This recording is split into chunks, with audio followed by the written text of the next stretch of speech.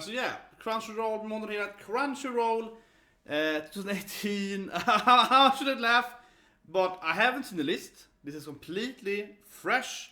I don't know what the list will have, but I'm just sure that it's gonna be bad. I am just sure that this list is gonna have some. I mean, it's obviously gonna be some animes that I love. I mean, I think like probably half of them I really agree with. There'll be many animes that I think is completely should be here. That's for example, Sora Yori is definitely gonna be in this list. I think that for sure. So one rather, there'll be some animes that I absolutely think should be here. Then there'll be some really weird choices. There are some really weird choices that makes no sense. And they're obviously gonna omit anything like Goblin Slayer or so on. That's never gonna be on this list. It's definitely that. But anyway, before we start then, I wanna say check out my top 10 list, link below for that, my personal top 10. And obviously, for example, Bunny Senpai, spoilers, is in my top 10. A very good anime. And I think that's gonna affect how my brain was a little bit. So I'm gonna be like, well, Bunny Senpai, best girl, and that's gonna be the top thing, right?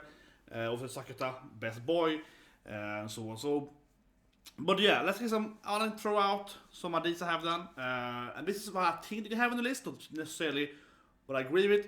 I think they're definitely gonna be something with like Devilman Crybaby. Yeah, Devilman Crybaby. I think for sure will have something. Yeah, this for sure because Devilman Crybaby, regardless if it's good or not, I love the song is great, but it's just like unique. It is fresh, right? So that's classic Crunchyroll. They're gonna have that in because they feel like, if you have this thing here, that shows that we are intelligent, and it's definitely something. It's something like that. They're like, we have to have that in there, but otherwise it looks stupid. That's how they're gonna think. Definitely, I think that's for sure. They're gonna have like a Void Evergarden. She's absolutely gonna be in there. The first category here, best protagonist. I think I'm definitely she's gonna be in there, right? Because that's the biggest like crying anime this year, and I love that anime. But I'm just saying that he's obviously gonna be in there. Likewise, as I already mentioned it, Place for the Universe is also gonna be in this channel. Whereas I'm very, very confused. Other animes, My Hero Academia, Attack on Titan, they always make the list, even if they're bad or good. I mean, I like them both, but I'm just saying, like, even if they're bad or not, they're gonna be in the list. They're too mainstream. It's also gonna be like that. And then also one thing with Crunchyroll, right? They are very, very much like, okay, these are our animes, and then they take one Netflix anime and like one Amazon anime, and then it's just Crunchyroll. Yeah, they always ignore the other channels, right? Because they're not their animes, which it makes sense business-wise, but it means the list is very, yeah, the list isn't very authentic. It's very genuine. They usually ignore everything like one anime. Like last year, they had to have Hoshino Kuni and Division Academia for everything, right? Which my favorite anime was Hoshino Kuni by far, and they had to put it in there. It's so popular. But they clearly wanted to be like Crunchyroll. It's classic. It is so classic, them. I understand it from a business side point though, but it feels very forced in a way. Definitely feels like that. But yeah, I think what are they gonna miss more? Okay, they're gonna be something weird. There's definitely gonna be some animes that have like probably Hinamatsuru. Hinamatsuru, which is spoiler, check my top 10 list. Hinamatsuru is probably not gonna be this at all. Even though Hinamatsuru or Ansumatsuru is amazing, it's probably won't make the list at all. Even though best girl or best daughter is clearly Ansu. Like best daughter is clearly Ansu. Probably won't make the list at all. Other like really good comedy animes that no one thinks about, like Tonegawa, is not gonna make the list. Like those kind of like too little, not very mainstream, not gonna make the list. Animes like Killing Bites, it's clearly not gonna make the list. And Green Goblin Slayer, they are not gonna make the list, guys. Anyway, okay, let's get started with the chat here. I'm so slow, I see. Let's get the chat too. There we go. Okay, so. Best protagonist.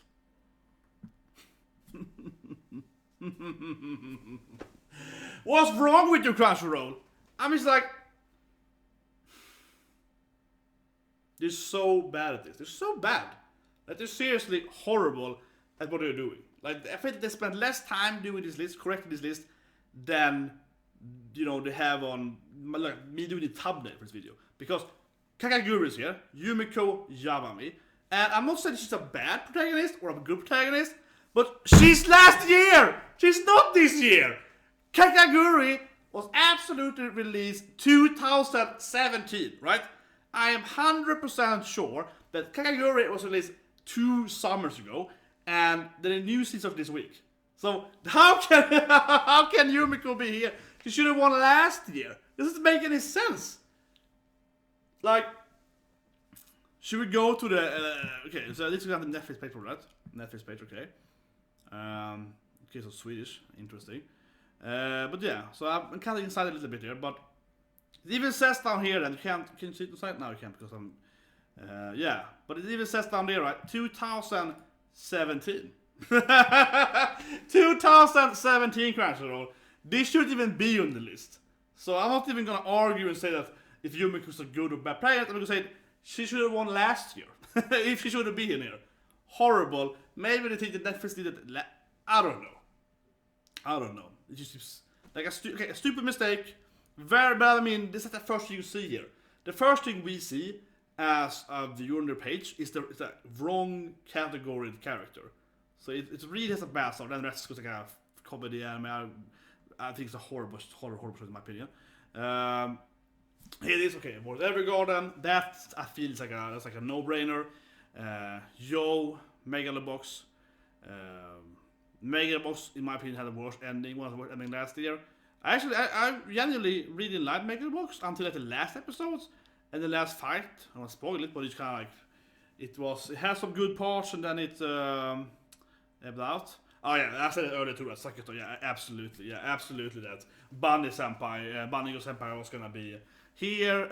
Probably my favorite main character last year, best protagonist. I would vote for Sakuta, maybe. That is like genuinely probably who I'm gonna vote of these people here. No, I can't log in because each time I log in, it just spins around. So there's clearly issues on their page, so we can't vote right now. I tried to log in before the video and just like turn me around to the main page, and then I pressed okay, go to the awards, and then they like logged me out again. So I don't know what that. Anyway, Rimmer also a good pick. I feel. Yeah, I think Rimmer's a good pick.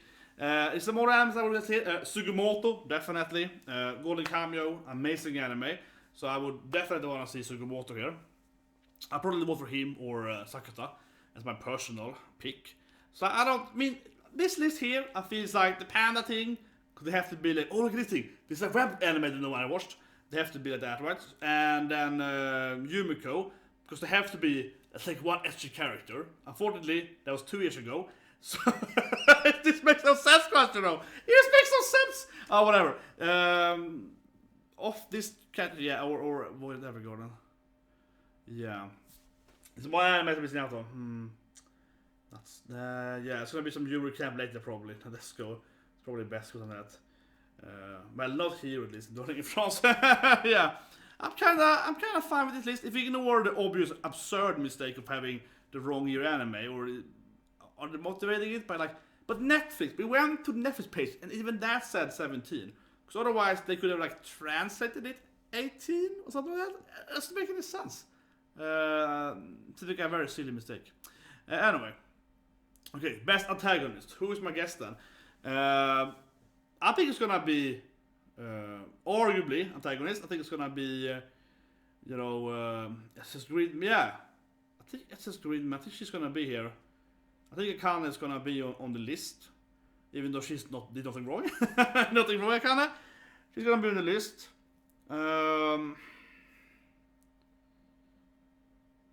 Yeah, I might find Violet on the list too. Violet, maybe Sakuta, but I'm probably Sugimoto. But if I could, I think Akane is gonna be antagonist for some reason. I feel that they kind of like as Green Man.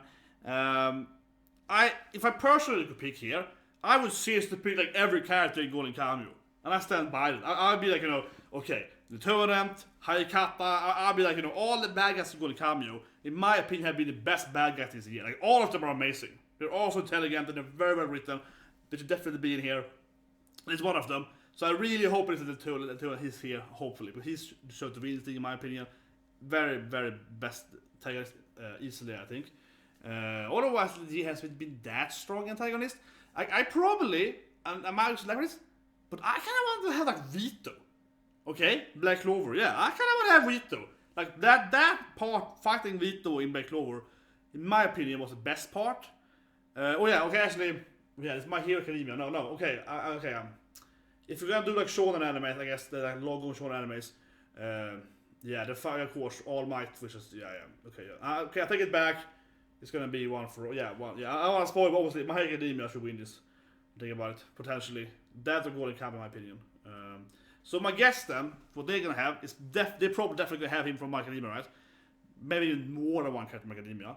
They're definitely gonna be that. They might have like Road Rise of that Attack on Titan because they love Attack on Titan. Let's check it out. They're definitely can. Yeah, this is. And I knew it was gonna be something I said earlier, but yeah, they are gonna be Devilman Crybaby characters because they have to have. They have this desire of having Devil May Cry, right? It's also sponsored by Devil May Cry 5.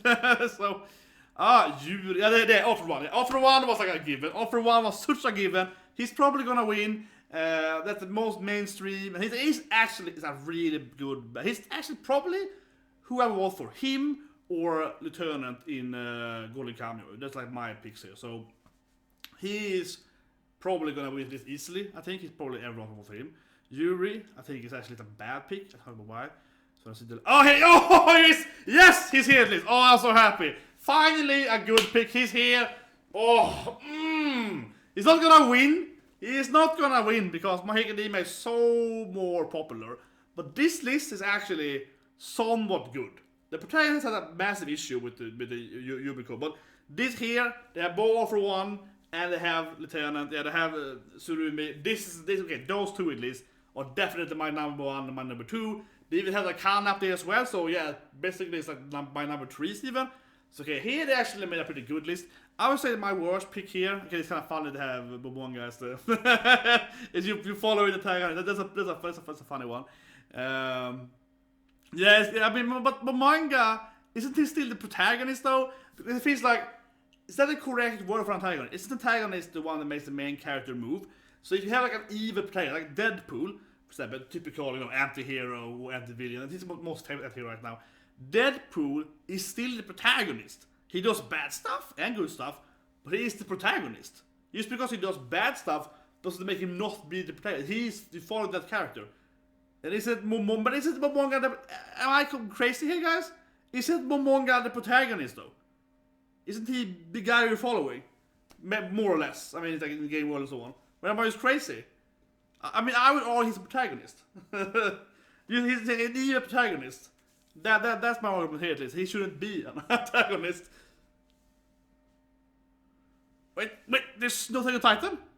I can't believe that. It has to be something Attack on Titan. I mean, obviously no one should win antagonist tonight because like Rodriguez was a horror. Actually, Rodriguez I think is a good character for what he's supposed to be. But it's a horrible person. No one wants to vote for him. Yeah, exactly. Isn't Momonga an anti-hero? So how can he be here? Isn't he still the protagonist? Should he be a protagonist? I would argue that he should be up here instead. Where I think, one of these three is gonna win probably. But yeah. Anyway, I want to say one thing with Yuri though. That's on Sunday. Okay, I don't want to spoil One Piece, but I'm still telling you, there's gonna be a scene this Sunday actually in One Piece with the current battle now with Luffy, with his opponent then. It's gonna have an amazing scene. It's my favorite part of the manga of that fight. It's an amazing scene. If you read the manga I'm talking about, and there's a very, very similar moment, like an extremely similar moment with Yuri and Yo in episode 1 or 2. I think it's episode 2 of Megalobox. And when I watched the anime, I was like, man, is he gonna do that thing that he did? That would be perfect. And he just did it. So Yuri for me lost so much empowerment when he put like a really cheap way out of episode 2 in my opinion. Where he basically just, whatever, it was horrible. If you compare that to One Piece, oh my god, One Piece is so much better. Very disappointed in Yuri, so for me, at least. And yeah, absolutely, Crunchyroll is the popular audience. I mean, I'm absolutely sure that Offer 1 will win this. I think that Momonga, no, I don't think so. People like it. I think it's fun. He's here, kind of weird, but I mean, this is my probably Surumi. He's an amazing, very well written character. And obviously, I love Golden Cameo. If you check my top 10 list, right, I love Golden Cameo. But I think popularity-wise, After One is easily gonna win this. I think it's like such a popular anime, right? It's a skyrocket popularity, so there's no chance for that. Okay, Best Boy. Okay, Deku is in it every year. Deku's in it every year. Asta maybe? A lot of people hate beginning of Black Clover, so maybe not, but Asta might be in there. I think that Yuto from Assassin's Creed Man could be a Best Boy. Sakuta is kind of like a Best Boy character, right? He could be there too. Does Rimaru count as a Best Boy, even though it's like genderless? Rimaru is probably gonna be here if they count him as a boy. He'll also be a girl. He's more girl. I would argue that Rimaru is more female than male, but of course he can change gender. But he's like female, but I would argue mostly for. Sugimoto, maybe. Goblin. I'm betting. I don't want to bet all my money, but I'm betting like there's something that's worth nothing. Okay, I'm betting my water here. I'm betting my water. This is worth something somewhere, right? Some plans somewhere. I'm betting my water that there's gonna be no Goblin Slayer. I just feel there'll be no Goblin Slayer. There's no killing bites. There's gonna be no animes that are, you know, a little on the offense. But yeah, I have a hard time seeing that. I think Deku won last year. Usually easy for win for those major animes, yeah. Who will I want to see myself then? Sakuta maybe.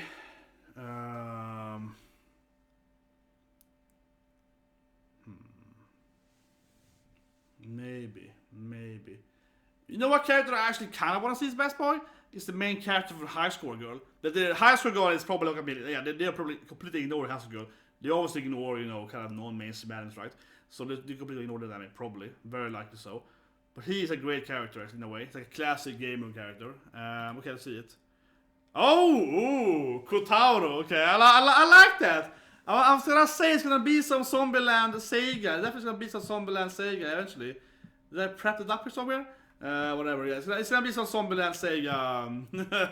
There has to be that. Like Lily might appear, right? Because they have to. I mean, I love. Okay, if you see my top 10 again, check it out. That's my video. I spent the most time last year. I love the video now, but I love Zombie Sega. I love Lily, so I don't mind it. But I tend to feel that Crunchyroll, they're like, let's put Lily here because Lily is Lily, right? Where I feel like Lily's like a really well-written character. It's really funny. I think her direction is great, especially with her and Best Girl Kurosaki. It's like Lily's Lily, so I think it's a very, very good episode. I love the episode in Zombie Sega, but I feel that Crunchyroll, they might have Lily here in like Best Girl and so on because they feel like forced to do it. See, I mean, it's like they're doing the right thing for the wrong reasons. That's what I'm arguing for, at least. It's kind of how it usually is for them. They kind of do the wrong thing, yeah. You know how it is. You know what I mean.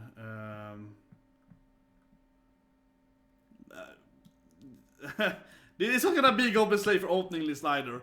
And I mean, okay, I want to say one thing right away. Opening easily Black Rover, but they're not gonna have Goblin Slayer there, and they're probably gonna have Black Clover either. It's gonna be something horrible. It's gonna be like I think on Titan. That was a bad opening. It's gonna be like that. And Honda-san, I think that is far from. Oh, Deku is here. Deku, guys. Yeah, Deku every year. They always have Deku. Asta has the same love. So, but yeah, Deku's there. Sakuta is there, as I also predicted, right? So they're gonna be Deku, Sakuta. They feel like the probably the biggest successors. Yo, Lea not the best, far from the best boy. No, they really love this I Get Sasuke, yeah, like a weird comedy anime. I think it's very, but it's just a Crunchyroll thing. So you have like this really, really good animes like High Score Girl, which is like a really good anime, but it's far, on the side, right, of being popularity, and it's like it's not far enough, right? So it's like this anime is that because it's like, oh, no one ever heard about this anime. Let's be, cool and progressive. This is our anime instead. That's how they're thinking here. Yeah, Kotaro's funny, but I think it's. I mean, I cannot see it being either between Deku or Sakuta. Like, this is definitely the one and two character that matters here. I think no one's gonna vote for like Honda. Maybe Kotara's gonna get like pity votes, and no one is gonna vote for like the Yo. And I would never. I mean, I don't hate Megalobox, but I think Yo is like compared to Yo Sakata. It's never comparable. This kind of makes me angry because there's so many much better male characters this year than Yo. I think so many more better characters in my opinion. Because Yo is just straight up boxer guy, keeps fighting, right? He's a classic main character, right? Sakuta. There's a very well written main character. Great dialogue, great banter. You need it. Best Onishan. Best Onishan is here easily. If they had, best Onishan, he would win by skyrocketed points, right? Yeah. Like, he's an amazing character. Where I feel Yo, I don't dislike Yo, but Yo for me is like, okay, I've seen this character 100 times before in my life, right?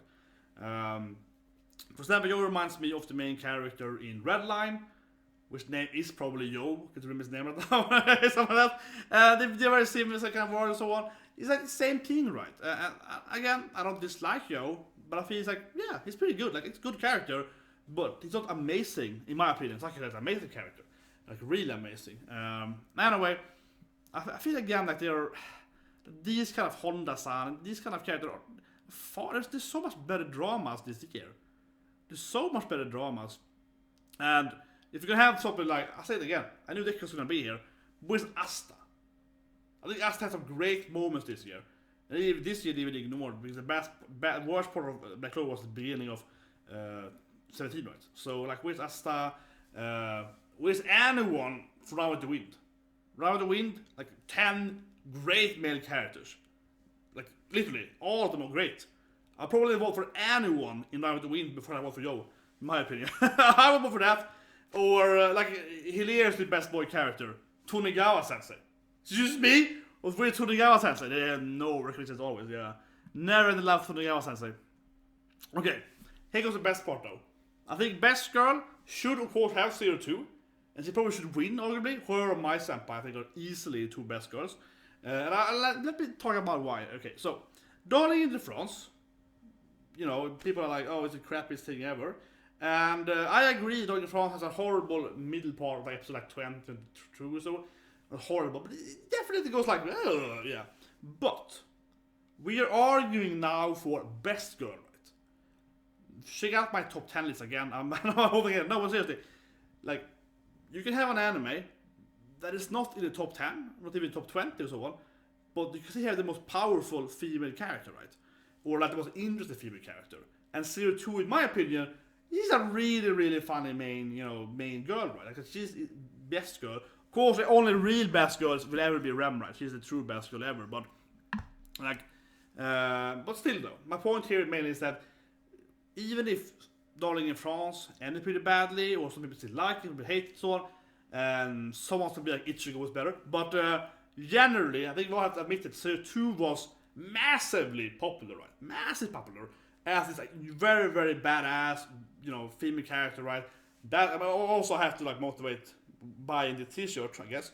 I have to motivate my money. But it still is like, I would argue for that you can, in best girl and best boy and best opening and so on, you can have an opening like Drifters, right? Horrible anime in my opinion, great opening, right? You can take away the girl from the anime, and so what I mean, like, if anything, two is such a best girl because the actual anime isn't that good, arguably, but she is a good character that you love her, right? So, if anything, that people kind of hate Darling in France, but everyone's like, I kind of like 02. That tells you how good of a best girl she is. So, it's not gonna be High Elf Crusher. It's not gonna be any Goblin Slayer. I bet it's my water. It's not gonna be any Goblin Slayer. It's not gonna be High Elf. But that is part of seeing it.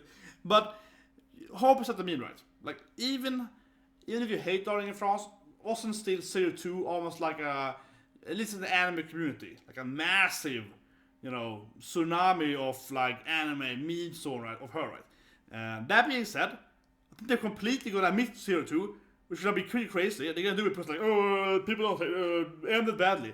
But that's a horrible way to argue this list here, because the list here is not saying best girl in the best anime. It's saying just like the most noticeable female character. Not really best girl, but I mean, right?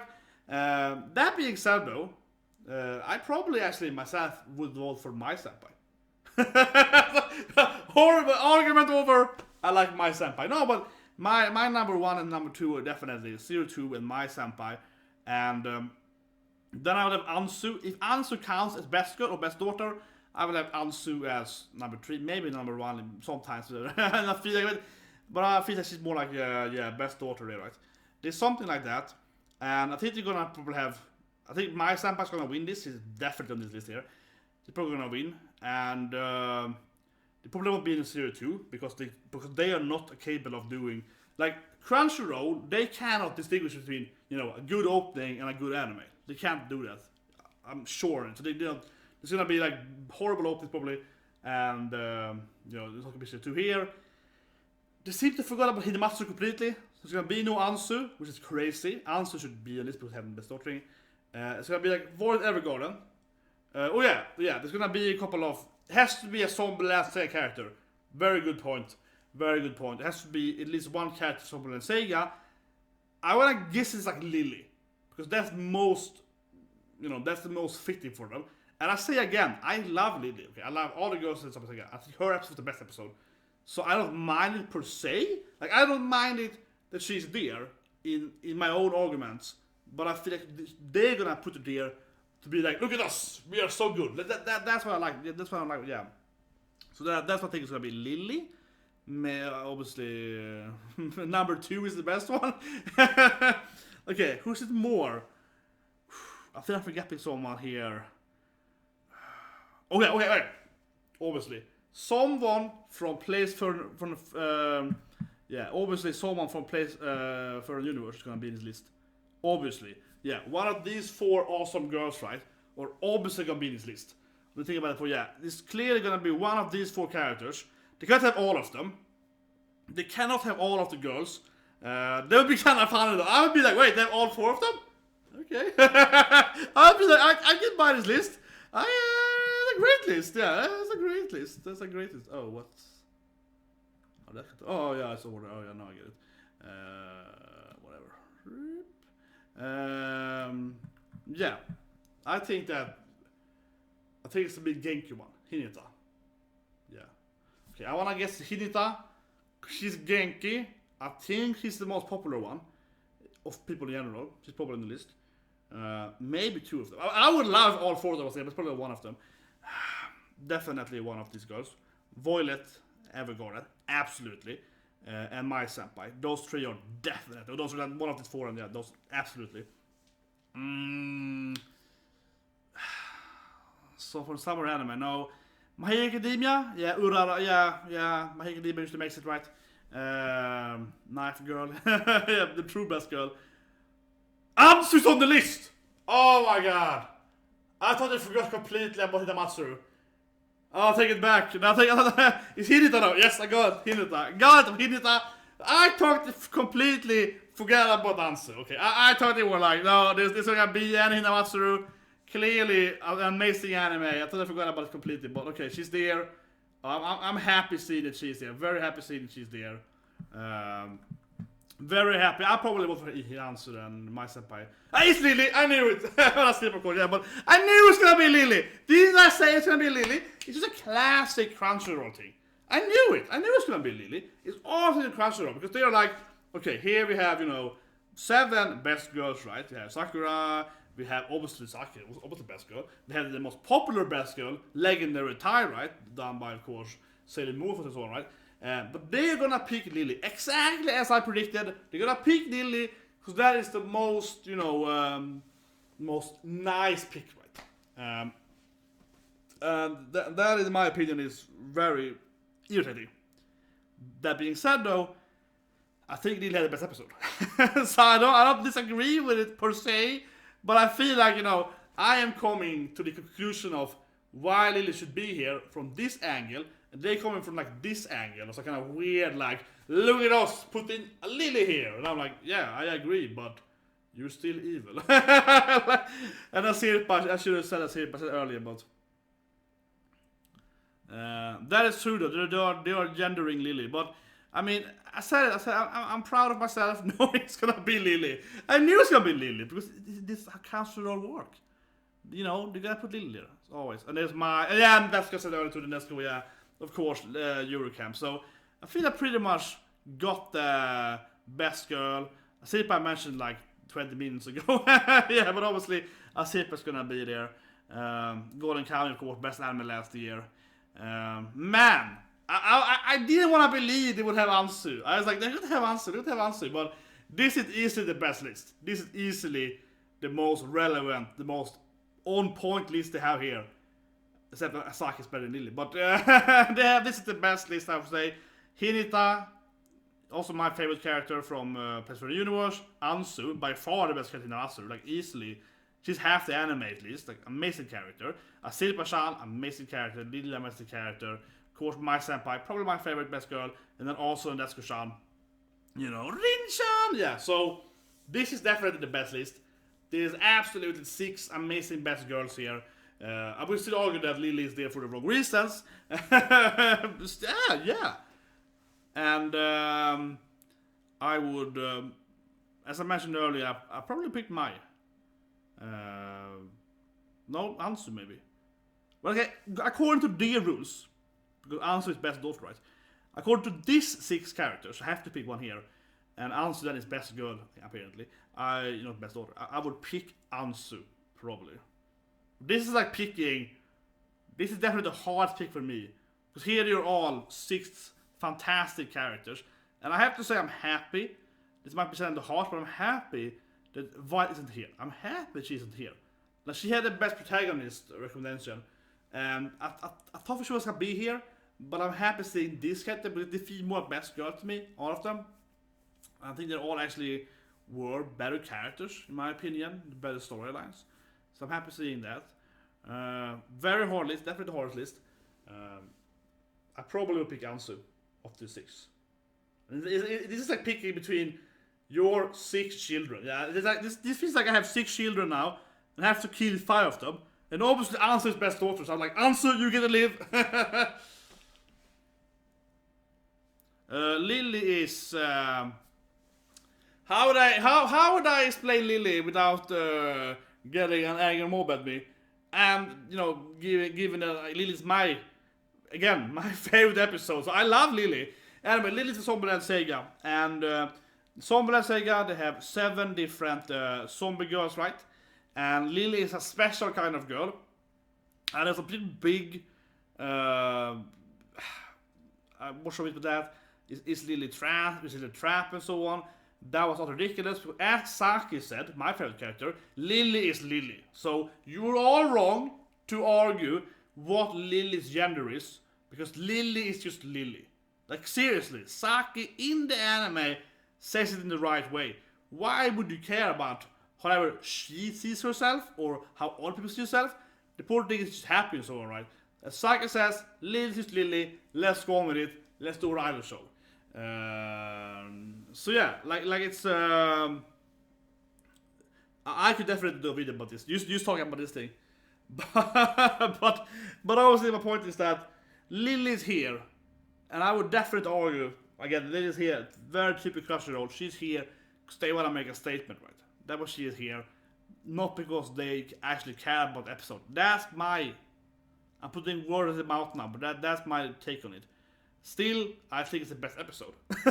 So it feels really weird to argue about it, but I'm just like, it's like I have this. I'm quite a cynic, right? And I'm quite a cynic, and I'm just like, that's probably how it is. I'm just imagining them sitting there and being like, okay, what was the biggest travesties of, what was the biggest argument people last year? Or people love this argument about what is Lily's true gender? Yeah, we have to pick Lily here. I'm imagining that's the reasoning. Where if you ask me, you like Lily? I'm like, yeah, her episode was great. It made me cry. Her scene, her father was amazing. Her death scene was like jokingly funny and great. Her moment with Saki was great. Saki really cry was great. Then they started story in the ground and so on. Right, she's stuck in this like adolescent body. That's a great take on it. She's happy. She cannot age. Like a very well written character. Her intro was great. So I would argue from that standpoint, right? But I think they don't argue from that standpoint. They argue from, like, how can we look as good as possible? But I shouldn't talk about my birthday still. I would name my daughter Ansu. Ansu is what my daughter would be called. I would not name my daughter Lily. I would name my daughter Ansu. I could seriously see myself name my daughter Ansu. If I had to pick a name here, easily Ansu is my daughter's name. That being said, though, my daughter's name is Virginia. So, but if I have a second daughter, I have to be like Ansu. Ansu is what she's gonna be called now. I can rename my daughter. Right now, you call Ansu now. Ansu is clearly the best character. I probably had to have Ansu here then. But yeah, this is definitely hard because I'm like my senpai. I love my senpai so much too. And Andesco I also love. I love all of this. Oh god, this is the hardest pick. This is definitely the hardest pick. Like I can sit for an hour talking about use best girl. Use best girl nominee. It's like I have this thing. And I want to go back and iterate. I know it's a long video, but I'm live streaming here. It's Friday. The company I work for is supposed to buy an energy drink company. So I have like 2 liters, half a gallon of energy drink in my body because I have like infinite in energy at my office. So I can't have energy. So let's go back. I wanted to get best boy in general. And you say that, man, this category sucks compared to best girl. Like best girl is just so much better, guys. Am I the only one? And actually, yeah, SS Greenman. I believe they were gonna have Yuta as a best boy, and they have Honda-san instead. Come on. I mean, I watched the manga on not my channel on the side personally. I was like, yeah, makes me laugh a little bit, but come on, Honda-san. It's like no story there. It's like it's jokes and like there's so many better male characters. I would have Asta here. I stand by that. I would easily have Asta here, but there's so many better male characters generally than like Honda-san. I think this is a ridiculous pick. Haida from so I think Yo, as I talked about earlier, then also like okay, Yo is for me a good character, but extremely cliche character. And Deku, I mean Deku's in every year. I mean I have Deku, he's there every year, and I love My Academia. Have you seen my new like My Academia shirt I have, right? I actually ordered a new My Academia All Might poster when you fight all for one, which is still in the customs for like 2 months now, or I got paid for it, whatever, and so on. So I love My Academia, but I feel like I love Deku, but it's kind of like it's getting a little stale. Always having Deku here, and he usually wins too. Right? I think second time I win this year, but it's kind of like it's not that unique, right? Where I feel like every best girl is actually animes from this year. Every best girl is a new girl we haven't seen before. They all have amazing storylines, amazing character development, and so on.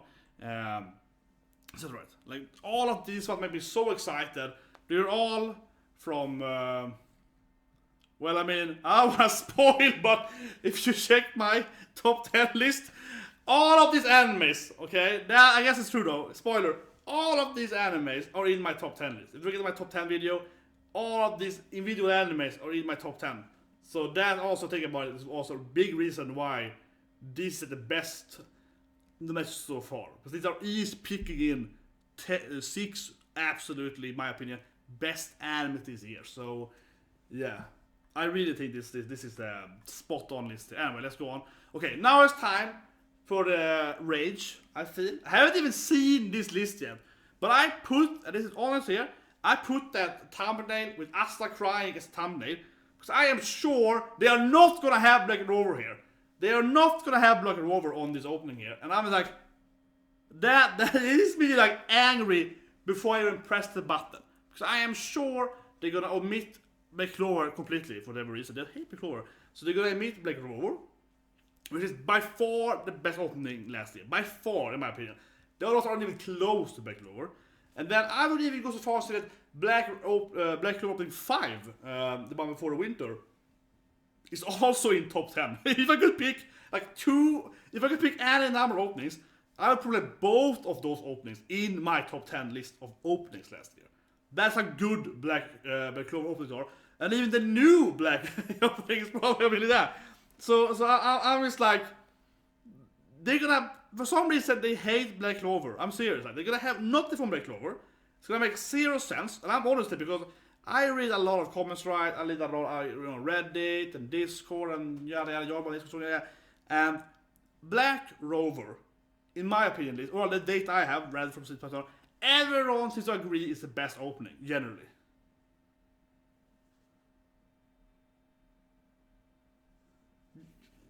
Yeah, like, as you say, a Full Moon Phantom. I wonder, right? I wonder very, very severely, why is Yagami on the list?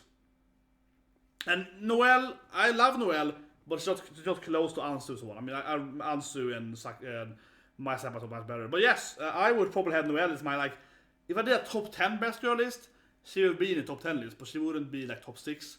But anyway, I think a good point here though with I'm wondering too about the whole Kagura thing. But I went to Netflix. But I have Netflix here. I have it here. I went to Netflix, and if you scroll down here, now my page is cut here because it's a Crunchyroll. But it says 17 on Netflix page. That's what I don't get. So even going by like their own standards, it should be 17 by Netflix own standard. But yes, the list feels really, really weird. That because I mean, I think we all, if you follow the Japanese airtime, it's absolutely wrong having Kaguri in this list. It's completely crazy. And the first thing you see as a viewer when you press the button is Kaguri. And that gives a really bad taste in your mouth, right? That's just horrible. It's horrible design. Like I worked developing web pages and so on in my life 15 years ago. But I done that, right? I worked mainly with design, right, and some more stuff like and so on. And like first impression is very important, right? Whatever you're selling, first impression is very important. It's like we are doing this. I'm working on this game right now, and it's coming out very, very soon. So we're doing a lot of trailers and that's so on. We're doing trailer per character, and it would be stupidly retarded to start a trailer with like, let's show like a bug here. Let's show something that probably is a bug in the game. Let's have it be a trailer. It makes no sense. No one see that. And you'll be like, that's what the thing is. So when I see that Kaguri, which is clearly very questionable to have on the list, because it's just wrong. Like factually it's wrong, right? Factually wrong. But maybe because it was released in English. But I don't think it is even that year. But even if it was written in English last year, it's a questionable pick, right? And that's the first thing you see. It's absolutely questionable. And that to me is just stupid. So I would never do that. Never. Because it gives you an extremely bad impression. And it makes the whole list feels less sincere or less serious, right? Like they have their brain powers haven't really been working so well, right? Anyway. Kaguri, I would say one thing. If you wanna watch Kedyo for sport, that's like watching Kaguri for gambling. I actually don't hate Kaguri. I think it's a pretty fun anime, but you have to watch it for the ecchi, the sexy stuff. You can't watch it for a gambling anime. Gambling anime, there's Kadi, there's Akagi, One House, amazing animes for gambling. But if you watch for the Kaguri, you watch it for the faces, right? You watch it for the oh my god, yeah. It's like watching Soma for food, right? Actually, it's so pretty food. Which is poor. Look at Soma. I love Soma. Soma is super hot and they have great food. Kaguri is just hot. They have not good gambling. So that's my opinion. But anyway, I think it's a fun anime though. It's a fun anime, but it's very, very inferior to Kadi. Openings. Okay, I want to guess openings now. Openings. Like, yeah, also, sorry, Black Clover opening 4. Also a great opening. Kodakumi. I love Kodakumi. Grapples her song, her singing as a kid, yeah. Listen to a lot. Cute Honey is a great song for but FF10. But anyway, Black Clover could literally be like 6 parts here, in my opinion. It's probably, they admit that he could get Best Boy nomination. Now, they're not going to have Black Clover here, which makes no sense. My second pick, probably, is Hinamura Sumo, the sumo anime. I think it's a pretty good anime. I do think Run with the Wind is a better sport anime. Hinamori is probably my second favorite sport anime. But that opening, that fire opening, it's literally on fire. That opening is amazing. I think most people had it at the number one last season. Very, very good opening. Amazing opening. It's probably going to be the list because the lists are never actually anything to do with factuality, right? Like, for example, my list of the best animes, I was like, okay, these are, in my opinion, and I really was like 10, 20 animes during my Christmas break, Christmas holidays, and I was like, these are the best animes. Bam, right? I spent 5 days like thinking about that. I was like, here is the list. My list completely ignores any kind of what anime is popular, right? What anime sold the most and so on. Not because I like, they can't be right mainstream, but because I have some of the most popular as well on the list. But I mean, I ignored, I want to please people, right? No. I was like, this is, in my opinion, and I was like, right, the best animes, right? For example, I put on High School Girl on my list, right? Which I know people love, some people love it, but most people haven't even seen the anime, right? You know what I mean? Most people have like no opinion on the anime. And I put it anime because I think that factually should be there. And objectives, yeah. But deal is here. I am sure it's gonna be like popular animes, right? They're gonna ignore many amazing openings from animes that are kind of like, they're good, but no one actually seen animes because they're very, very mainstream. So they're gonna ignore like Ride with the Wind, which is an amazing opening as well from Union Square Garden, also last season. Very, very good opening. I think that's probably my second favorite opening for last season. It's like Sumo, Ride with the Wind, Black Clover, I would say. So none of three part of this list. None of them are probably gonna get the list. I could see like a Titan being here, even though it's like the worst opening they ever had. See, one opening I hope might win is Void Evergarden. Sincerely, that's a great opening. Might be here because it's a popular anime. They're probably gonna have like My Hero Academia, even though everyone, I would say, generally dislike the new Overworld opening. And I'm a big Overworld fan, especially of course Bleach Opening 2. But Overworld's opening for My Hero Academia, I actually like it more today than I did half a year ago. The more I listen to it, the more I like it. But I think it's one of the weakest openings they've ever done, Overworld. And I would say it's not even close to Bleach, right? Bleach is an amazing opening. And then Blood Plus, also great opening. Yeah, it's a very good opening. But I think that might be here, because it's the mainstream pick, right? And like last year, they completely ignored Ballroom Yokose, which I would argue was by far the best animated opening with the best song. Of course, I'm from also Union Square Garden, Pressure Naji. That opening was so well done, so well produced, yeah, so perfectly timing for the song and so on. Completely ignored it, wasn't even nominated. And the reason that is because that's an Amazon anime, I would say. Because they completely ignored every anime from Amazon except Hoshi no Kuni, because it was the best anime 17, right? And all the other animes from Amazon was completely ignored by Crunchyroll, even in regards of good opening they have and so on. Black Clover ending team. Probably the first one. Or ending. Let's do the opening. Let's do the opening. I'm talking too much. Let's do the opening. I'm gonna be sad now. I'm okay. Black Clover should win this easily. Oh yeah, also, although I think should also win for that matter, or not win, but the best summer one, I probably would say is of course the summer opening, Grand Blue. That opening is great. That opening, Amore. That opening is so good. But it's also probably gonna be on the list, right? Because Grand Blue is like drinking and trying to, get girls or something. Like those animes are not getting on the list. So I think I have a hard time seeing Crunchyroll picking Grand Blue. Isn't it also? And also, I'm pretty sure Grand Blue is an Amazon anime, right? Correct me if I'm wrong, but I'm pretty sure Grand Blue was airing on Amazon. That means that they only pretty much have one Amazon, anime per year, right? So they're probably ignoring that opening, which is a very, very good opening too. Very good opening. Very good opening. Another good opening for that matter is it's called Angel of Death from what's his name? Masaki? That's a classic singer. Very good opening in my opinion. Very powerful opening. Also probably be ignored. Okay, let's watch it, but I'm gonna lose it because it's just gonna be Black Clover here. I hate them so much. Darling in the France. Yeah, the Grand Blue Muskethead, so good. Okay,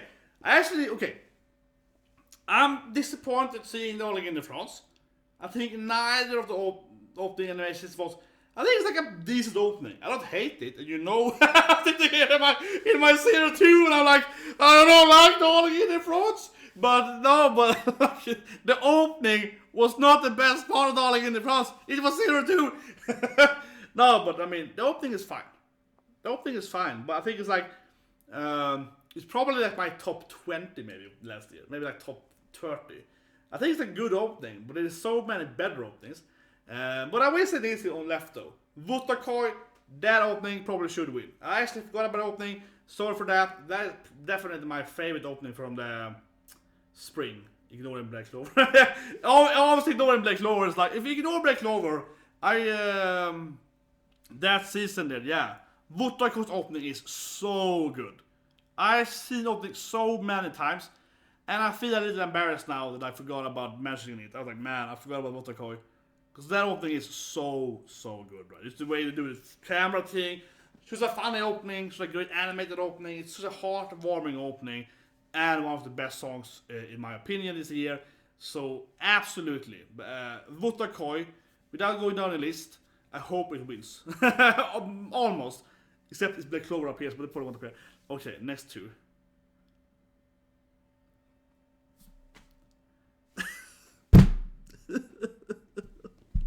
Kataguri was released 2 years ago, Crunchyroll. It was released 2 years ago. I will give them that Kataguri's opening is pretty cool. Where she cuts up the ties, she goes to the table and like, I'm gonna eat you up, right? She gonna seduces basically everyone. Yeah, and she gonna gropes all the girls and yeah, like it's a good opening and a new opening. This week, right? Also pretty good, but not as strong as that opening. So I do agree that opening by itself is a strong opening. Like I said it last Tuesday, right? When opening 2 was released, that yeah, this is also pretty good opening, but it pales in opening 1's comparison. So opening 1 was very good. It's objectively a very, very cool opening. But it's not this year. I'm so tired of it. And the pop team is that opening makes me sad. But that's not a good, in my opinion, not a good opening. But I see pop team epic though. Have I forgotten? What year was Girls' Last Tour? Was it this year, last year? I'm crazy here. Okay, anyway, but 2 1 left now. And please. They're not gonna have Black Clover. Right? They aren't, right? Because they hate Black Clover. They hate Black Clover. They never have anything with Black Clover. But I think everyone will rather have Wotakoi or like Black Clover, right? So, the popular opinion. Come on, Crunchyroll. Do something good for once. This like lame ass, like you just so, like I'm genuinely, I knew it. So if I didn't prep myself that they were gonna be completely foolish in the list, I would be really angry right now. And I'm really angry right now. But I felt like I got the anger out before I pressed this list. This is such a bad list. I know people actually kind of like Yo-Yo though, so fine. But I mean, come on, Agretsuko's opening compared to like Black Rover. I know I said Black Rover now like 50 times Rover's opening, but literally every opening, in my opinion, in my humble opinion, every Black Clover opening from last year are better than all the openings here except Wotakoi. Yeah, this is crazy. Like this makes me angry because for so many reasons. Right? But Wotakoi, I think deserves to win this by like leaps and bounds of margins, right? If Wotakoi is like a 10 out of 10 opening, in my opinion. It's a very, very good opening. Very good opening, mentioned earlier. 10 out of 10. This is like a 6 out of 10, 7, 6. This like, actually, I do like the opening from 2 years ago. But I do like the opening, but I would give it like an 8 out of 10. I think Pop is it's like a troll opening, right? I think it fails in comparison, to even this team, right? Easily, because can you listen to the opening over and over? Like, what opening can you listen to the most on repeat? Black Clover, but like, you know, yeah, without having to change the song. It is not Pop Team Epic, okay? That is not a good song. Same with like this, yeah. Yo-Yo can listen to. Yeah, Yo-Yo's pretty good though. So, yeah, that's pretty good opening. But I mean, like, 10 out of 10 opening, 8 out of 10, 6, 7 out of 10. In my opinion, like 2 out of 10. I don't know, but I mean, you can't. It's a troll. It's not even fair. 0 out of 10, and Yo-Yo's probably like 5, 6 out of 10. Yeah, it's probably around 7 there. Maybe 7 for me. 7 out of 10. So I don't hate it. I'm saying like, for me it's like a 7 out of 10 opening, right? Where what the call is like 10 out of 10. So it's like a massive margin for me. Massive margin. The other 5 here are so far from it that it's sad. And I say that again, and I'm not absurdly petty now, and I'm not even pandering to like the Black Clover fans, but I would literally pick any opening from Black Clover over all the 5 other ones. Even the Black Clover opening I like the least is better than any one of the 5 sets. What to call it, because that 6th one, that's a good one. One Punch Man is a good opening though. But One Punch Man is a great opening, like a really good opening. But yeah, horrible list. Such a bad list. Best Girl, they did nothing wrong. Like, Best Girl was the best list they ever done in their life. That's the best list, much better than last list too, last year. And then it's like best opening, worst list ever. Like, this is literally worse than I could imagine. And I really imagine the worst. And it's like, where is Gramblue, right? I mean, I told you guys, it's gonna be no Gramblue because it's the Amazon video. It's gonna be no Gramblue. Where is Girls Are Alright? Place for you. I think it's a great opening. My God. Where is Hinamori Sumo? That opening is so good. Unison Squig Garden again, Drive with the Wind, also a good opening. Sincerely, Void Evergarden, also such a good opening. But you have to remember that Evergarden is an Amazon show. See, I'm telling you guys, this is Crunchyroll. This is what it is. Has so little value when it comes to actually grading stuff, right? Because they refuse. They're always avoiding having. Kageru's there for some reason, but they always try to avoid, other anime not on their channel, right? So this should do like Crunchyroll's best anime and then ignore everything else and said, this is our animes. That would be better, honestly. It would be more sincere, right? Because I want to guess that the reason it's not sincere here, even though everyone's so popular, is because they're like, it's an Amazon show, so we can't have it here. We gave them like best character, best protagonist, Evergarden. That's enough. I think that's the reasoning, probably. That opening is probably the most beautiful opening this year. Best animated, pure like graphically wise. That's a great opening. I would probably even pick Overworld, My Hero Academia over these openings. Yeah, I would pick the opening over Girl in France.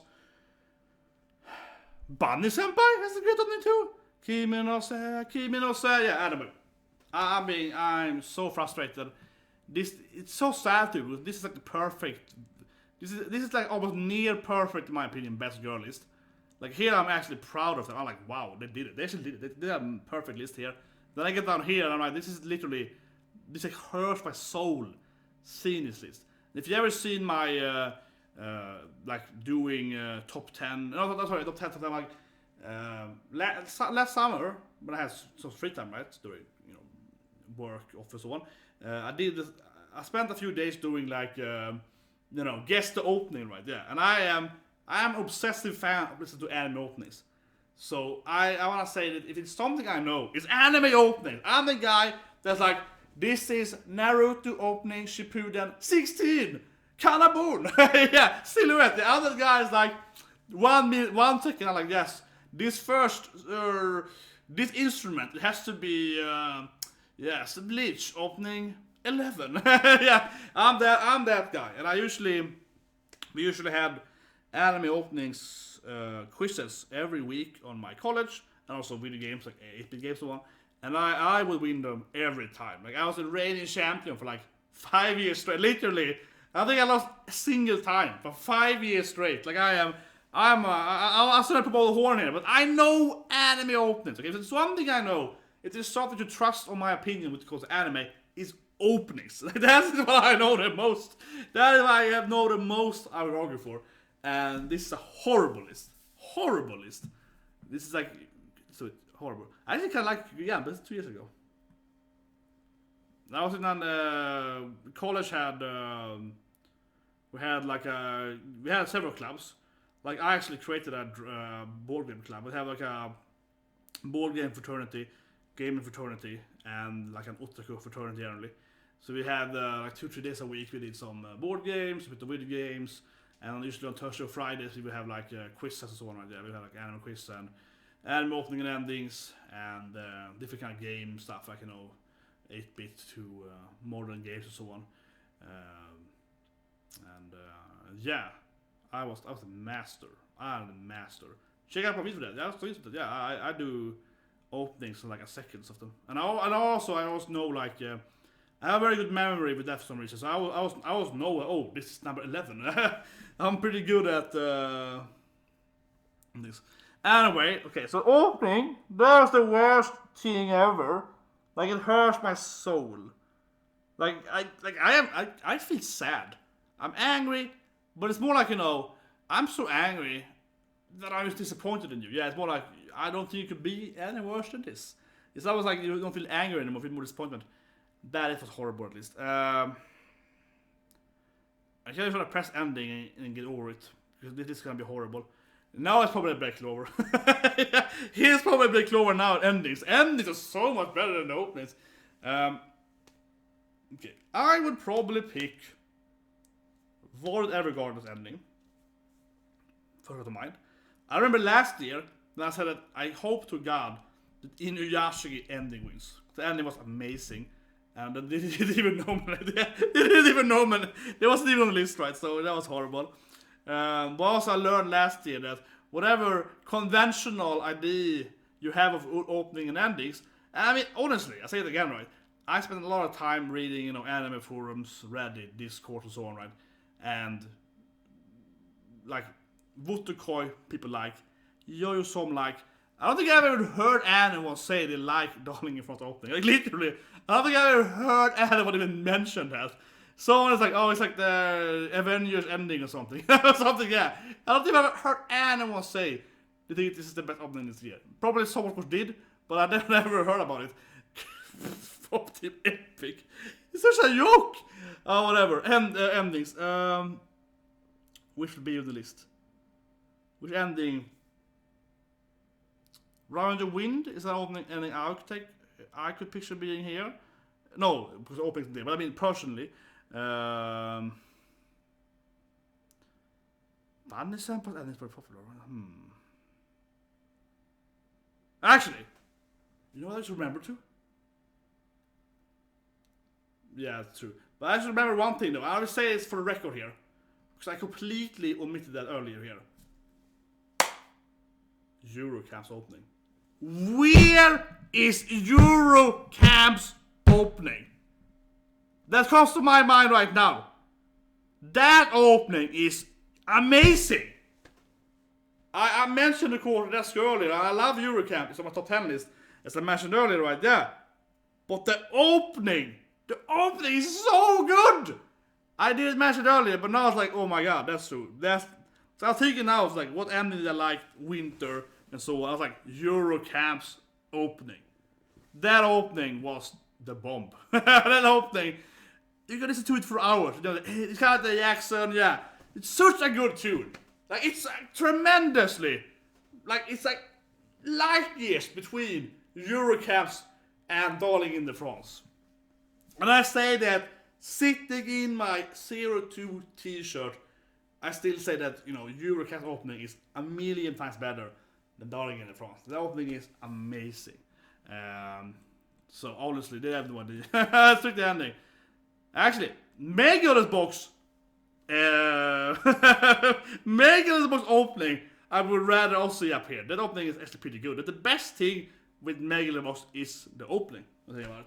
I would prefer to see that here too. And yeah, the ending actually is pretty good too. The ending is good though. So that's Megalodon's box ending. I don't think it's the best ending last year, but now when I see it, I actually remember it. I'm like, yeah, that is actually is a really good ending.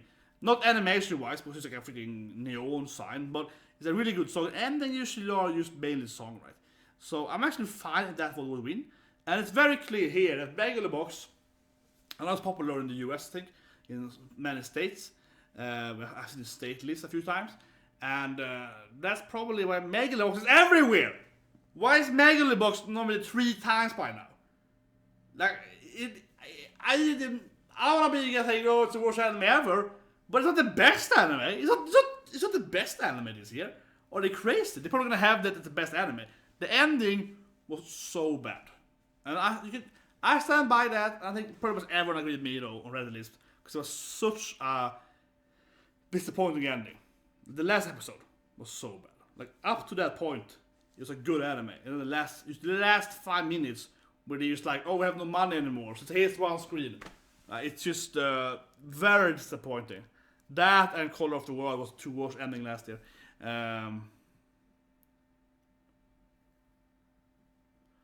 Something like that, yeah.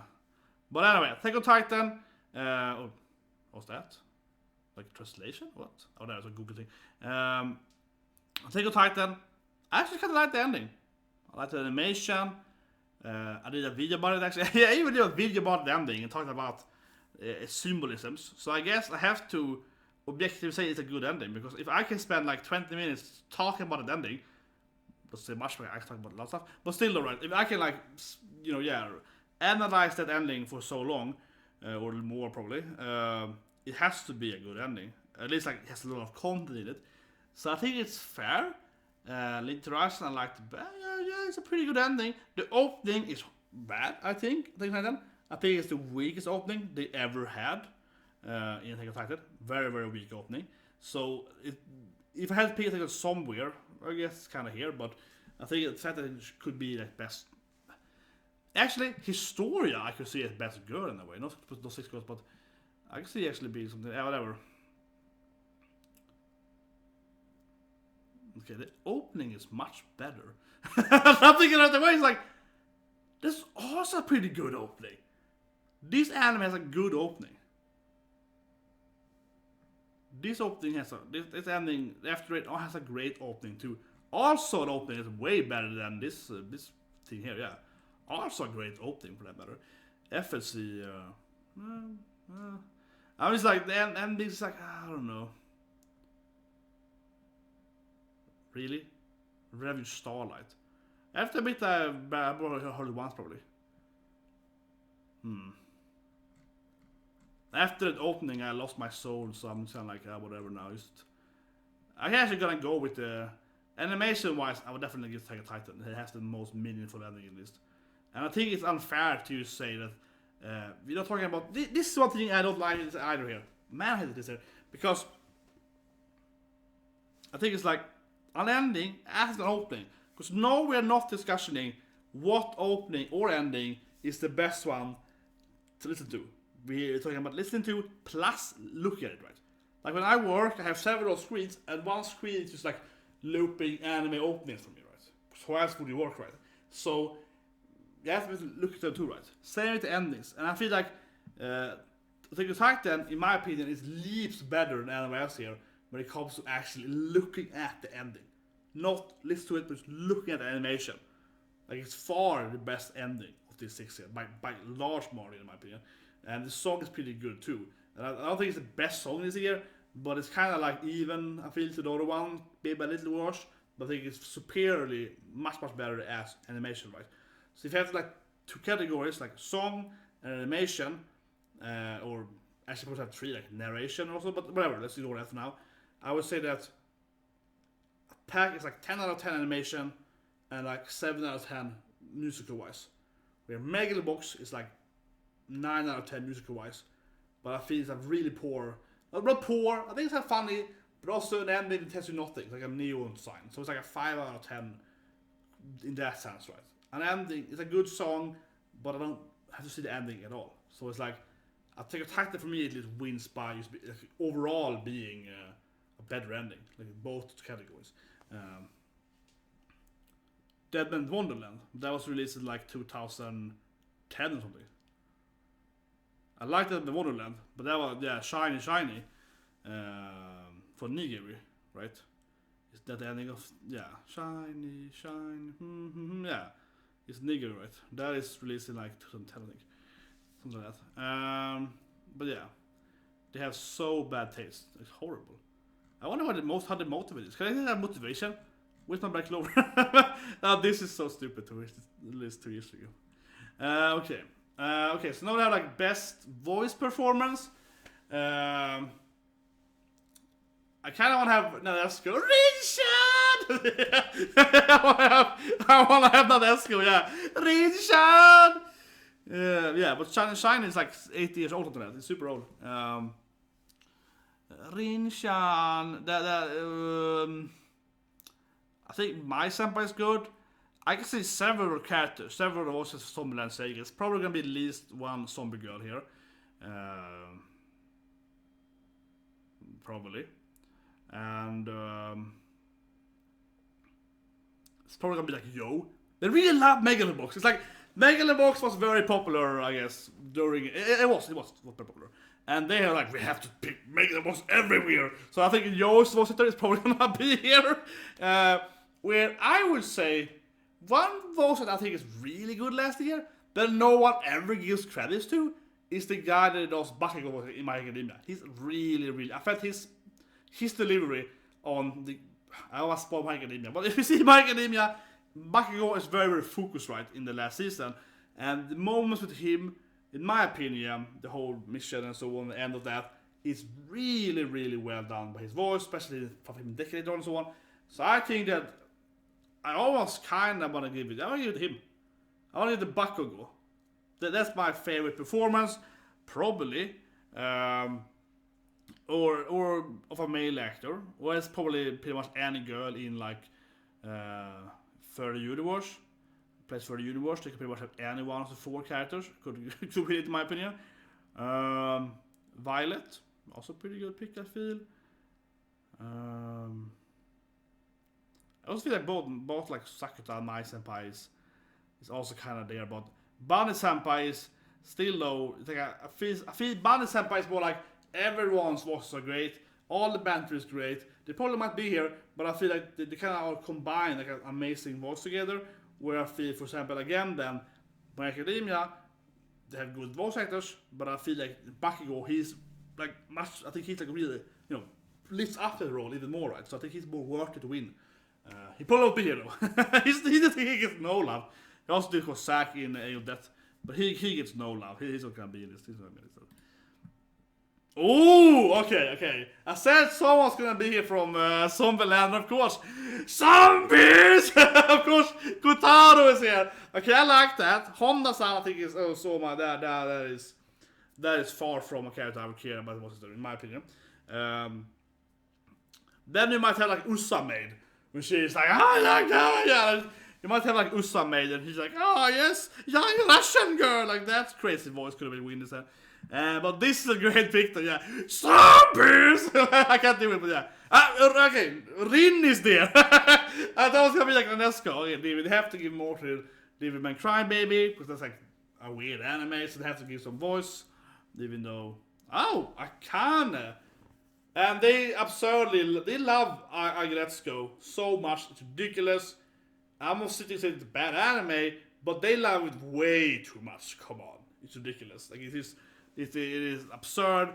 And of course, I knew that no one's ever gonna pick the poor guy that does Bakugo. Of course they weren't. And another was I think is really good this year, as every year, is Yasuri Masuka, that does like Soma. I always noticed him, as I said yesterday, when I watched the episode of the horror anime, Go 5 clip anime, where he's doing the main character. But him as Soma, that is a godlike voice, in my opinion. I was in Soma like last winter, so the fur. Yeah, it's some kind of like furry stuff. Okay, from these people here, I hope that's zombies!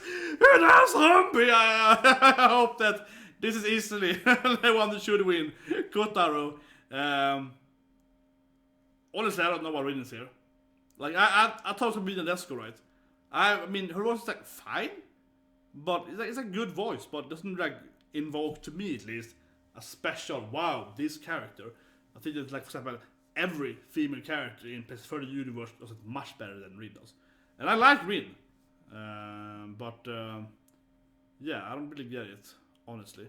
I think the problem is, I mean, I have Eurocamp in as one of the best anime last year, but the voice acting is really good, especially for Nesco, in my opinion. But it's not like that emotional spectrum, right? Because it's the laid back camp. It's the slice of life anime, and I think it's one of the best slice of life anime ever. And obviously, they do have very good voice acting. But if you look something like, say, Violet Evergarden, bad voice, it has to do, you know, anger, crying. See what I mean? She has to like cast much more emotions, right? Because it's much more of a dramatic anime. Not saying that is better or worse, like performance-wise, but I'm saying that those kind of roles can actually perform a lot more, right? Because they have more spectrum to show off. And I feel that Rin Chan's voice actor, she's great, like she's really good. But Rin is she's the laid back and the calm one. See what I mean? Like she has the same emotional feelings most of the show. And that's just loving Nadesco more, up a bit, because it's warmer. But for example, compared to Kadu-chan in Bunny Senpai has one voice, and then she changes her voice when a memory thing happens, and the actor has to actually change her voice, right, and be more assertive and a little more aggressive, but still keeping some bit of the Kadu-chan like background core voice. Like that is a much better performance, in my opinion. Am I the only one thinking that? Like, should this be more like who could perform as different characters? I don't know. It feels like a weird. Okay, she is good though. I probably would easily vote for. Okay. I'll say this thing too here. I don't like to have the list as both male and females. I would definitely have it, two different ones, right? If I pick a male one, I pick Kotaro easily, and then I pick Akane here as. Or yeah, like she is great. She's a really good visitor. Does a very good job. So I would pick her as. Okay, so this is English. So yeah, I'm just gonna be like, okay. Wait, they have Tonegawa? They have Tonegawa! Okay, so I mean, I haven't seen any of the English shows. Let's have that anime again. You can't have this anime in every list Crunchyroll. Especially when no one cares about it. But no, they love this anime so much. But they actually have Tonegawa in the list.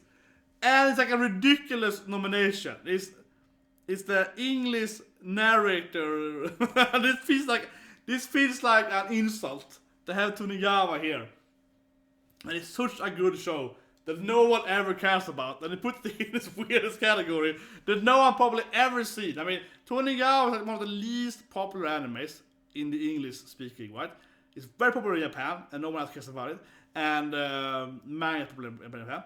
And how many people have seen the English version of Tonegawa?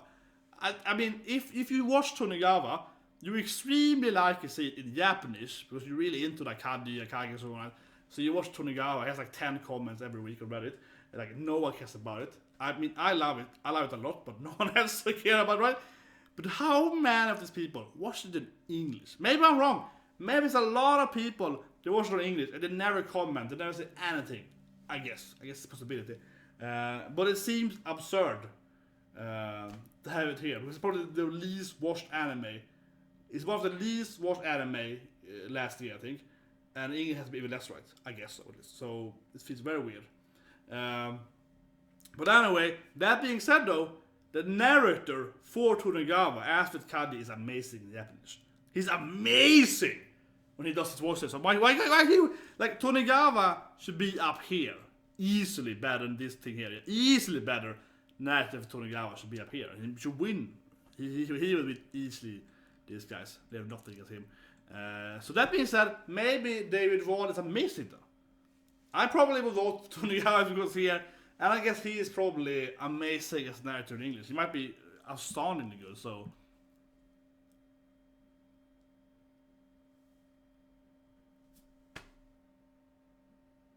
02 is finally on the list. I feel like this is the most like insulting list I've ever done. Oh my god, they finally have 02. I mean, obviously 02 is gonna be in the list, right? Somewhere, I guess. And Violet again. And it's for the English version of their voice acting. It's just like, it's really weird, like, because they clearly refused to put Darling in the France in Best Girl for some reason. Even though 02 clearly is the most, I would say, the most talked about girl, right, last year. Should be easily be nominated because she's clearly the most popular Best Girl for at least half a year. Not on that list, makes no sense whatsoever. But then they're like, we have to have 02 somewhere on the list. Yeah, there has to be 02 somewhere. It's kind of like that, right? Yeah. They're kind of like, we have to put 02 somewhere. So they put here on the voice acting. It just, it feels like a weird insult. So crazy. And then Violet's back again, and yeah, wow, oh my god. Okay, actually, Best Director, too long guest house to see. Okay, so I think Best Director is like Best Director feels like a way of doing, like, you know, Anime of the Year in a little other way. Yeah, it's kind of like not really Best Anime of the Year, but kind of Best Anime of the Year. So it's two extremely popular ones. Plan with, so they did really love Megalobox, even though it's superb. Whatever Golden Banana Fish. Yeah, it's kind of like the most direction-wise and not anime-wise. This should win. This is not a good directed anime, especially the ending. And I stand by. People were gonna hate this, but the ending was very badly directed. If there's anything wrong with Megalobox, it's the directing of the ending. That's the worst part of it. It should not win. They should probably easily win. Story-wise, it's easily win. Direction-wise, oh yeah, okay. Actually, Evergarden, right? I like Evergarden, but the problem was half the episodes were very, very heavily fillers. Which I felt like, and they were very, very uneven on how good they were episode-wise. So directional-wise, it should win. Direction of that anime was not very good. Like that I would say as well. The story is great. Obviously, the source material was filler. It's much better than the other one. So yeah, I would say that should not win either. Easy speaking, I should not win here. I probably vote for Place for the Universe. Okay, best animation. Okay, so I guess best animation is a difference from like best. I guess best animation is a difference from best anime of the year. So it's basically just how good it looks. So Evergarden should easily win then, like it's how it looks wise. Evergarden should win. Devil May Cry Baby is obviously gonna be here as well. They're like, oh look at the Sasuke feast, yeah. It's obviously gonna be here. Black Clover, Black Clover's fighting scene with the latest boss that could be there. I kind of funny when I say the CG beer and Golden Kamuy should be here. That was the ugliest thing ever. Place for the Universe has really good animation too, in a way. A funny nomination would be High Score Girl. It has like a weird animation style, right? So that wins would be funny.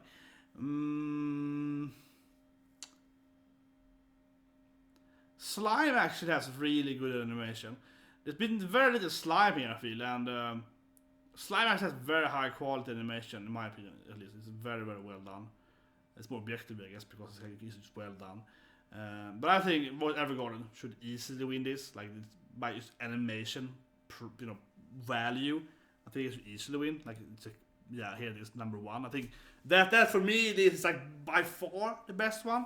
And like this one, the two ones I said would be here, right? Crybaby and they're obviously gonna be here because they're so known for that. Oh, Megalobox again! they are obsessed with Megalobox. They are obsessed with it.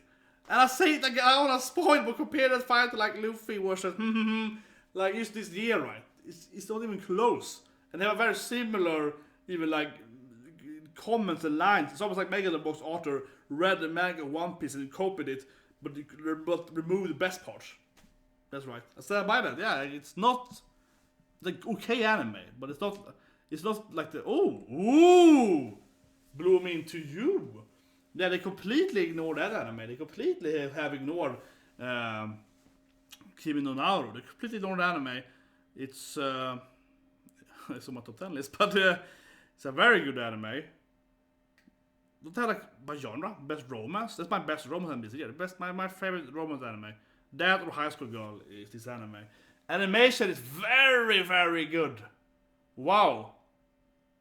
Yeah, Mega was never released. Yeah, I know. It's ridiculous. Like it's like, I mean, that's why you feel it so dishonestly from the Crunchyroll, because they have Megalobox on every list, right? And I mean, I started out being like, Megalobox, like, I don't want to say it's bad. I don't think it's bad. And the opening, for that matter, should be. That's weird too. If they want to have Megalobox everywhere, put the opening there. But the opening is great. The opening is really good. But that didn't put that there. Whatever. Doesn't make sense to me. But I mean, it's like, if you want to have an anime on every list, it has to be like a masterpiece that I think everyone has seen agrees on. Like last year, they had Hoshino Kuni on every list they could. And I think it won also pretty much everywhere as well, right? Like, it was an amazing anime, popular, like crazy popular, among all like diehard fans and so on, right? Yeah, that got like crazy votes and so on. But Megalobox, I mean, I'm not saying it's bad, okay? Don't hate that. I'm not saying it's a bad anime, but it's not on like this. Like, it's not the Hoshino Kuni or like a similar, like, wow, this anime is out of this world good. It's not like, you know, surprisingly a masterpiece just landed in your pocket. You're like, whoa! It's not that anime where you suddenly have like gold pockets and it's not that kind of anime. It's an anime that's like, yeah, 8 out of 10. Or maybe 9 out of 10 even, if I'm in good mode. Actually, I know I'm bitter here, but the ending was bad. But the rest is good. So if the ending was better, then I could see it better, right? But that's what I mean. It's not the perfect anime, but they keep having it on every spot almost. It's like in every second Megalobox. And that makes no sense. It can't be this good. Objectively, it is this good. I mean, the consensus was everyone can say the ending right, so. But I'm saying, it cannot be this good. It's clearly something like, oh, we own the animes, let's put it on every list something. It doesn't make any sense. Citrus. Citrus is also an anime. They're probably like, why did we buy this anime? Like, Bloom Into You is like the less etchy version of Citrus. I actually like Citrus. I liked this a lot. I think Bloom Into You is much better. But Citrus is like a really good trash anime. You're like, oh yeah, weird etchy anime. Yeah, it's a great anime actually. I like it. The opening is great too, for the matter. Yeah, but anyway, the thing is that I really think that Evergarden is gonna win here because it's just a beautiful anime. I did think that Universe was gonna be a 2 right, and of course they'll be crying baby. My Academia is usually on every list it can, so of course it's here and it's very well done. So I think it's probably gonna be this anime, right? Maybe this anime, but I would seriously probably actually vote for Bloom Into You. No one has seen it here because the way they move their hands in this anime, all those little points of them like moving their hands a little bit or kind of tucking the shirt and like the toes, and it's so much like details on the body language in Bloom Into You, and that's why it's one of my favorite anime last year because it's such a detailed show of that, and also the aesthetic of like the episode 6 especially, right? We have like this confession scene pretty much under the bridge, the sunset, like, kind of when they're dating each other, kind of like official dating in a way. Like, that's an amazing episode. So actually, when I see it here now, and I try to think about it objectively, as much as I can, kinda, I would actually say that Bloom Into You is the best animated anime. Evergarden is beautiful, but that's kind of like high production value. Where I feel that Bloom Into You is like medium production value, but better executed, right? It's like, actually, it's a very, very well done. Because that's the biggest selling point of the anime, in my opinion, actually, the body language. So I would actually want Bloom Into You. Like, it's really, really good. Best film. Your Name. That was released 2 years ago, right? I was like, if Kagaguri could be in this list, can I have like Red Line? I was like that film. Okay, My Academia had a movie, right? It's probably gonna be here because they're like, oh, My Academia. Whatever, just put it. See, I knew it though. It's gonna be My Academia. I knew it. It's not a bad movie, man. It's just the imagination. But man, they have to pick My Academia every time they can. It's like, yeah, it's a pretty good movie, but it's nothing special. It's like a long film episode. Nah, that's not fair, but little bit like that. I think it's a good movie. I love My Academia, but it's not like the amazing movie that changed my opinion or something. It's like, yeah, it's a great flick, but it's not like, oh yeah, I haven't actually seen it yet. Honestly. I mean, I love everything they do. Boy, Beast and the Boy made me cry a lot. Love that movie. Of course, I could have watched something I watched so one night. Oh my god, it's called. Not the girl who the time, of course, well, from same people that from Mirai. What am I thinking of? Oh yeah, of course, Wolf Mother. Yeah, of course. That is such a good movie. So I haven't actually seen Mirai yet. I actually remember it. Yeah, Mamoru Hosoda. Yeah. Forgive me. I haven't actually seen it yet. But I wouldn't be surprised if Mirai is an amazing anime. Hanebado was the worst sport anime ever, man. You know how much I hate Hanebado. Don't trigger me with the Hanebado-ness. Hanebado was like, it was the worst station ever. They had the characters that changed their personality every episode. It was like, oh, I'm a mother that abandoned my daughter, but I have never reflected that she would be angry at me. It made no sense. And you have the Connie actually liked her sister, but didn't want to confess it. Weird. And then we have like that Ayano goes to like the Dark Ayano back and forth. And I love how people, I think episode 7 of my review of Hanebado, I got so much hate. I got like hate mails, I was like, this is such a bad written anime because of these reasons. And I got like 50, really like, go and die kind of mails, right? I got a lot of them, and comments and so on, right? People want to kill me. And then next week, just next week alone, I got like 25 other mails back saying, oh, you're right. Yeah, actually, it is really that bad. Yeah. And then the next week, I got another 5. I was like, oh yeah. And I thought people right away, it's like, if I am wrong, and she stays evil, and doesn't actually, spoiler, doesn't actually turn out to be good in the end, then it might be a good anime. But we all know she's gonna redeem herself, and it's gonna make no sense whatsoever, and it's gonna be ridiculously pointless and super, cheesy, and it happened, right? It was the most predictable sporting ever, and all the characters kept doing 180% heel turn all the time, especially that sensei that was like, we're gonna play this badminton game to break the legs of what's his name? The big one, the muscular one, the hot one, my favorite character. Whatever, yeah, Natsuru, yeah. So alright, but yeah, they're gonna break her leg, girl, break her leg. But that's his literally his plan is to injure the opponent, and then after the game is finished, they talk for a bit, like him, his student, right? Then suddenly he's like, yeah, you're right. Then he talks to the coach of the main characters, and he's like, yeah, I was too rough to them, but they're good girls. Then suddenly he's like, yeah, girls gotta girls, no freedom. So he went from like break her legs, kill her. He went from like an insane, horrible person, willing to murder other people for a sport, like a high school sport. And then the next hour, after the game's over, he's like, oh yeah, I was wrong, and it's fun. Then he completely changed personality. Like, it was ridiculous. God, don't troll me with Hanebado comments. Oh, I hated it. I haven't actually seen this movie either. I mean, yeah, that is the most for Chef. Chef's a great studio. I've seen Fireworks, but I haven't seen Mazinga Z actually. I don't know. Movies are weird. Movies I feel like are weird, right? Like a shonen movie. There was like at least one shonen movie. Yeah, I don't know. Okay, best character design. Then we best fight scene. And then we're gonna go like this, right? And then we jump over this last. Yeah, let's take like this two last. Set by Capcom. Okay. Best character design. interesting topic. 02?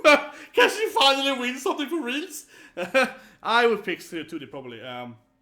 As the character that was most recognizable and most noticeable last year. A lot of the girls from Zombieland Sega, like Lily Chan and so on, definitely could be here.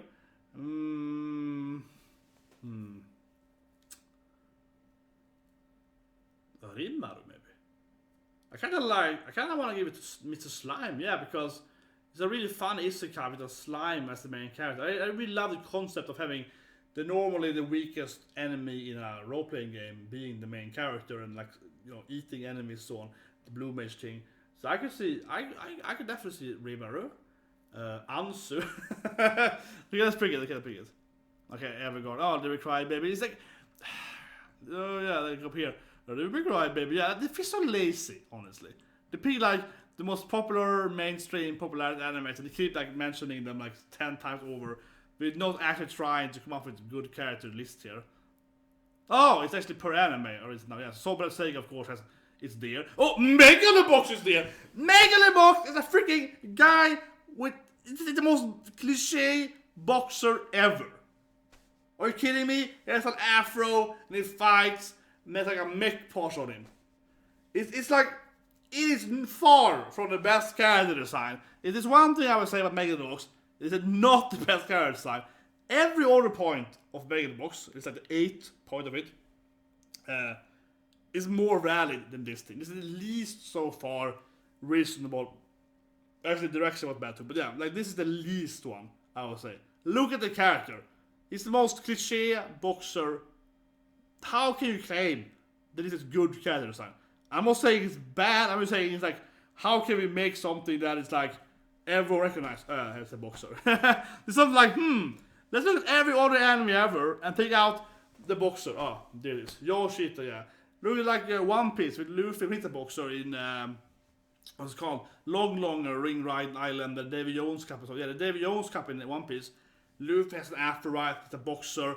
Like literally, Megalobox main character looks like Luffy in that arc. And the fight in Megalobox is very, very similar again to the current last fight now in One Piece, right? So I'm seriously wondering if they read One Piece when they did this, because it's so similar in my opinion. But anyway, yeah, they're really pushing Megalobox, like really pushing, and this is the worst. This is by far the worst one. And these two are all, I mean, I said it before I started the first minute, I was like, Devil May Cry Baby, it's gonna be everywhere. Because they're like, oh, look at this anime, it's like weird and unique, and let's have it on all, yeah, like, they're like they're so arty-farty. They're maximum arty-farty. It's like, here is a list, right, of something. Like, here's an objectively good written storyline. I have 20 of them. Bam, bam, bam, bam, bam. And then they're like, okay, yeah, it's a list here. But which one of them looks the weirdest? It's like, well, number 17 here looks really weird. Okay. Best writing. Yeah, that's how they do it. They're like, yeah, but this one looks the weirdest. And we want to be the cool guys, the in kids, yeah. It's so ridiculous. Really bad decision. For most part. Actually, I was here though. I suppose it actually has somewhat good character design. But I mean, in early parts, it's like, why is it everywhere? This is horrible. Someone I'm saying I should read this easily. Yo-Yo, I suppose, but Yo-Yo is like, no. Why do they love the anime so much? It's just furs. It's like in furs and clothes. It's not unique. It's not a good case for a second. Ridiculous. There's so many better animes than this. This is a horrible list. This is it hurt my soul again. At least I agree that Everguard had really good characters. So on. But those have very few characters though. I think obviously Zombieland Sega should win this by miles. The other ones can't even compare to it. Like they're not even comparable. For a second. But I feel it's a little boring though, because character design for me means so much more. Maybe because I work with that first, because it means so much more than just, oh, look at this character. It's more like, what's the powers, the story. I think character design involves the lore as well and so on, right? So for example, a character from like Black Clover, where I feel this character has a good lore, a good backstory, and also cool design, cool powers.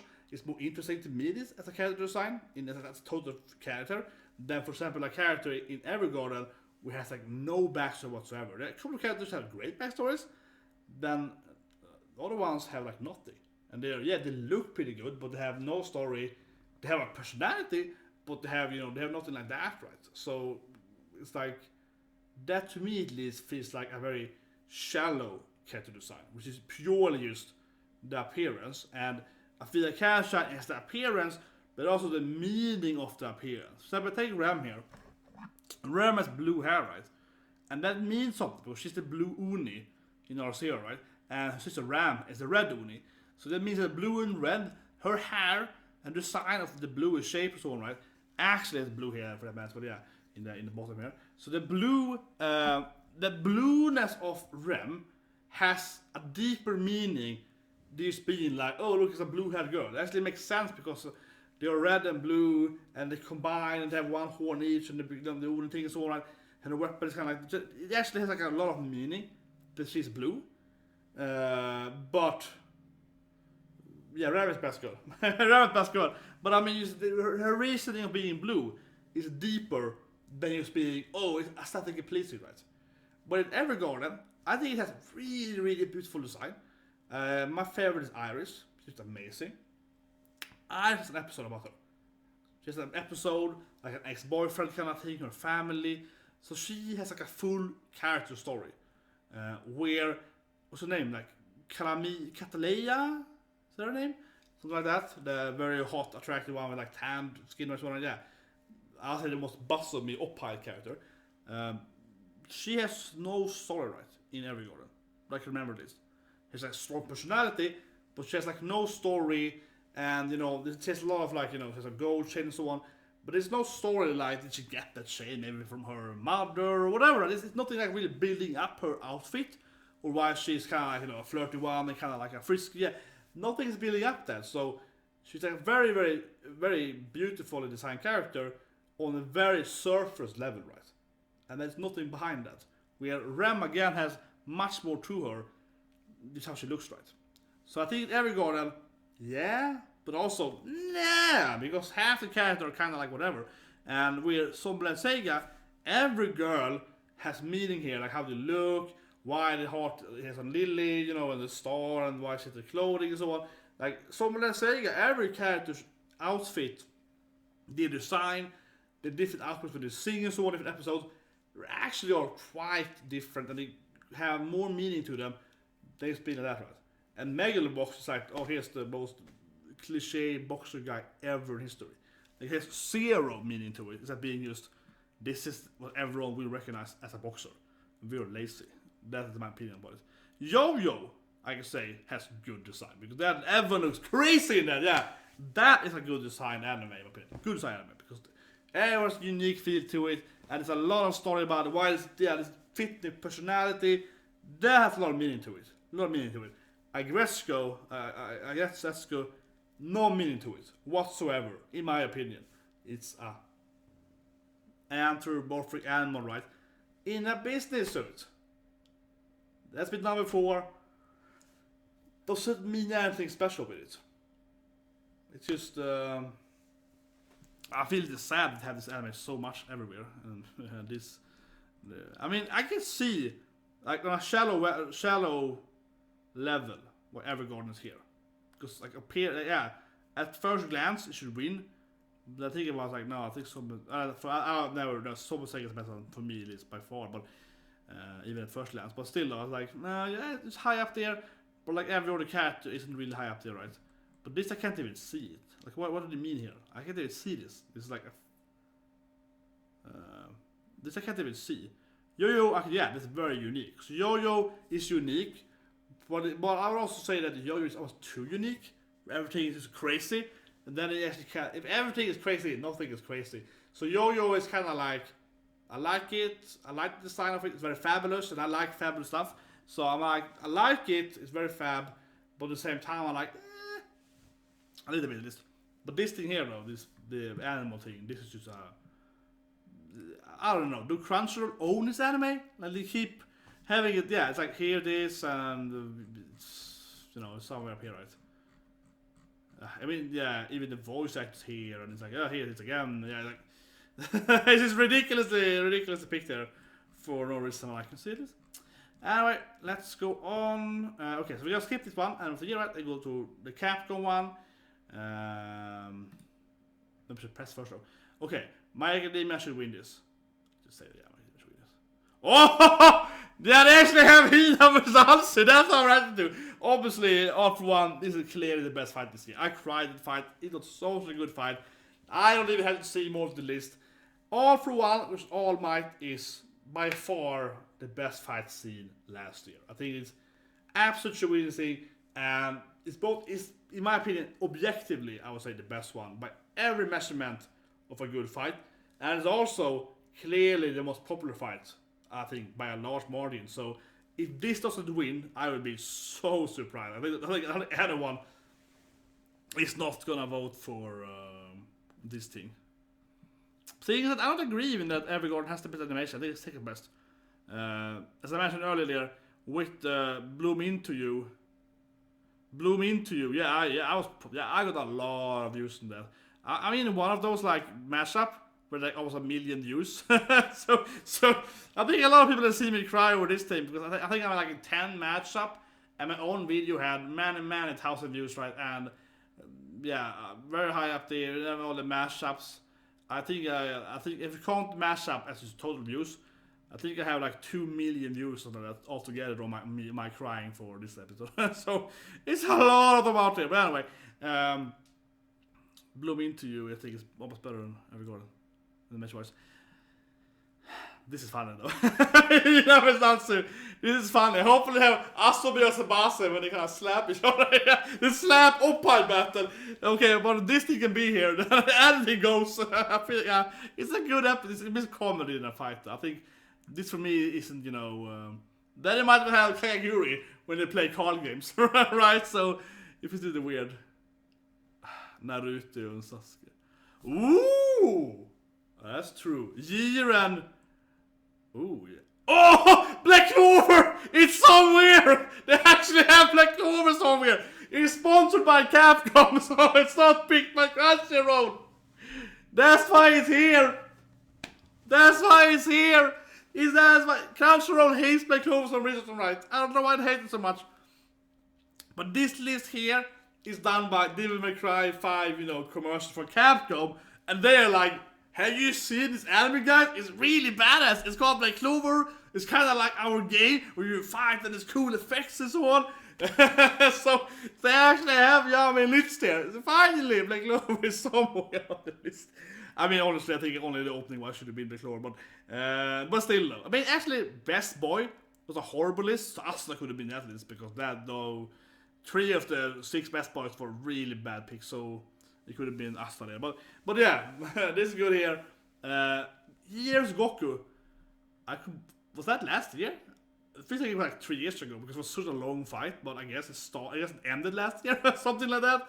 They actually might beat my hero. Yeah, might beat them.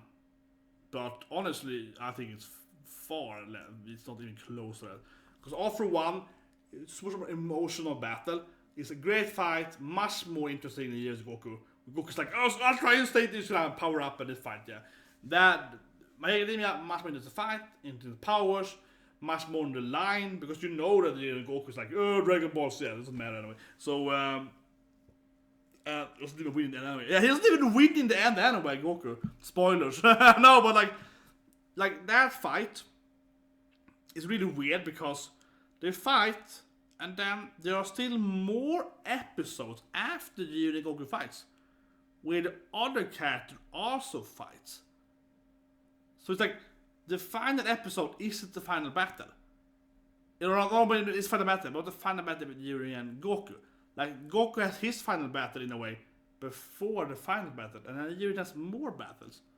Against more. I want to spoil it to see it, but it's a weird, in that way, weird.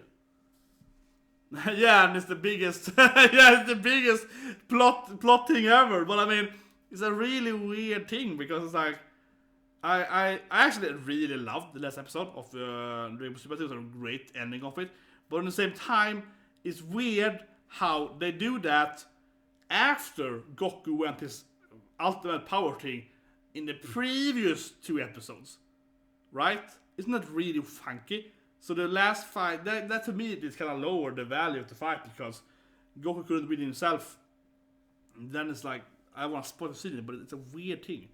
But My Hero Academia I think should easily win. But I'm happy that Black Clover, because it's Capcom, so they're like, we don't care what you hate, we're sneaking in here. Okay, follow-up anime. My Hero Academia is almost gonna be on this list, because it's on every list. And Attack on Titan, Black Clover, could it be here? This is also sponsored, so it could be here. One Piece, I guess, is still a continuation for like 50 years. It's some other anime that started this year. There was previous years. Bob Slack started this week. It's some other anime. I guess, yeah. It's probably going to be shonen anime. It's going to be like 5-6 shonen animes. It's going to be like Conan, Detective Conan, and like 5 shonen animes. But I think it's like, yeah, One Piece, Boruto, I guess. They think Boruto, One Piece, Black Clover, and so on, right? My Hero Academia is probably gonna win. Yeah, I got Dragon Ball, I guess it's true. Ancient Magus Pride? I suppose, but like one more season. Doesn't the feel that really counts? Then Ballroom should easily beat that with a much better anime. Actually, that has one of the worst endings ever. Ancient Magus Pride, I know people hated me for that last winter. I was like, it was good in the beginning, and then it went really bad. So that part is the worst. So this shows you this better, because that season 2 of Magus Pride is much worse than season 1. Season 1 is good, season 2 is bad. So best continuation anime, yeah, not for a second. Castlevania. Yeah, Castlevania could have been like best animation almost. Huh. Oh yay, Black Clover! Yeah, it must come live. I mentioned, yeah, I said most of the line. I said that, I'm Black Clover. So now it's like My Hero Academia, right? And oh, they don't have My Hero Academia. They had One Piece and Boruto, as I mentioned. And they have, of course, they have One Piece and Boruto. When it's continuation anime, it never ends, right? Boruto, yeah, Boruto, and of course One Piece. Here they are, but where is My Hero Academia? This is the weirdest thing. You can see that it's not Crunchyroll doing this list. If Crunchyroll did this list, they would have My Hero Academia, and My Hero Academia would win. They would have My Hero Academia again, right? They would be like, My Hero Academia, My Hero Academia. If it was Crunchyroll, yeah, definitely. Man, I completely forgot about that thing. If this thing was replaced with My Hero Academia, it would be like the perfect continuation list of what you expect. But yeah, if we're gonna be serious though, I would say that Black Clover should win by miles, because it actually improved so much. Season 1 was the worst part of Black Clover, right? By far. And then season 2 currently is much better, especially season 3 and forward. So, you know, like the Lich fight, as I mentioned up there, Vito, and the last thing with Fana and Labro, so yeah. We're here right now, right? So, going like quality-wise, Black Clover should win by a landslide, in my opinion. It's like absurdly how good it got in its continuation stuff compared to the beginning, where this thing is like just got worse. Absent by that, it's one of the most disappointing I've seen ever in my life, because I really liked the anime. So I got 10 out of anime for me, season 1. So 2 was like 4 out of 10 and 5 out of 10, and then I got really disappointed, right, because it just went downhill, right. So I don't know. I mean, I would draw Black Clover. I think that like One Piece or Boruto is gonna win because they're popular. They don't have My Hero Academia here, so for some reason. So yeah, My Hero Academia would easily win, but it's not here. So I'm guessing that, you know, it's gonna be like one of these two most popular ones. This is actually a very good anime, Martial Lines, but I don't think people actually see it that much. They play shogi. I don't think it's that popular. I mean, in the mainstream, you think about a number of votes. So yeah. Okay, let's close it because it's fast to view then. Okay, last list then. I like it, yeah, from the worst to best. No. Okay, anime of the year. It's gonna be like place for the universe. It's easily gonna be on it. It's gonna be the top 4 girls, right? Easily be in this list. Evergarden probably on the list because people are like, oh yeah, Evergarden is so good and so on. Yeah, be the list. Golden Kamuy should win, of course, but probably gonna be in the list. Even if they had Golden Kamuy twice, though, so I'm surprised they actually had Golden Kamuy. I thought they were gonna ignore completely. So happy with that. My Hero Academia is probably gonna be in the list, even though I think it's silly. I mean, I love the anime. I have so much My Hero Academia merchandise to one, so I love the anime. But I feel like, in my opinion, it feels unfair having, season 3 of this thing, right? If you look at my personal list of end of the year, all the animes are new animes. Not a single anime on my list were allowed to be season 2 or more, right? They had to be new animes that started this year. Whereas that feels unfair, because you have like 100 episodes of build up. Like One Piece could arguably win otherwise, even though it's kind of like half-ass pacing and so on. But if you look at the characters, like, oh my god, it's so much storyline per character. Yeah, it's like 790 episodes before this year that beat up the characters. If you argue, like, from a character perspective or so on, you could argue that One Piece is the best anime of this year because, oh, look at this scene here with Luffy and Sanji. This is the best scene ever because think how like 50 episodes of Sanji backstory has been built up here. It's like, yeah, that's true, I guess. Like, objectively, look at just purely the factual value. That is true. So if you actually, put in like every other anime is fine, then I think One Piece should win, right? If you actually allow older animes, because like, man, they have so much storyline. So, Goblin Slayer is obviously, I'll keep saying Goblin Slayer. Goblin Slayer is obviously never gonna be in the list because someone probably got fired for buying Goblin Slayer to the company, right? Because they had to go out and defend themselves and so on. So Goblin Slayer is never gonna be in the list. Even if the best anime or not, it doesn't matter. You can't have it there because they would be like ashamed for it. They're gonna have, I say it again, Place for the Universe. I think it's gonna win. That's definitely gonna be in the list. Amazing anime. I could potentially vote for it, depending on the list here. Bunny Senpai, I think it's gonna be in the list. Bunny Senpai, they love, and I think people love Bunny Senpai. Bunny Senpai is probably gonna be in the list. Hinamatsuru should be in the list. It's an amazing anime. I hope it's on the list. It might be in the list. I thought they forgot about Hinamatsuru because there were a couple of other parts I think should be in there. But then they had Ansu, right? They had Ansu. So now I'm like, they actually might have Hinamatsuru here. I hope it have it. Because definitely it should be in top 6. It's easily in my top 6. It's my Hinamatsuru is very high ranked in my list, right? So I think it should be there. Eurocamp, maybe they have Eurocamp. They didn't have the Eurocamp opening, so I doubt they have Eurocamp because they have no idea what they're doing. They're so wrong in so much stuff. Devil May Cry Baby is gonna be here, I think, because they keep having it all the time. Even though it's like, again, Devil May Cry Baby is a fast charge anime. It's called like fast charge. It's not the worst anime, not the best anime either.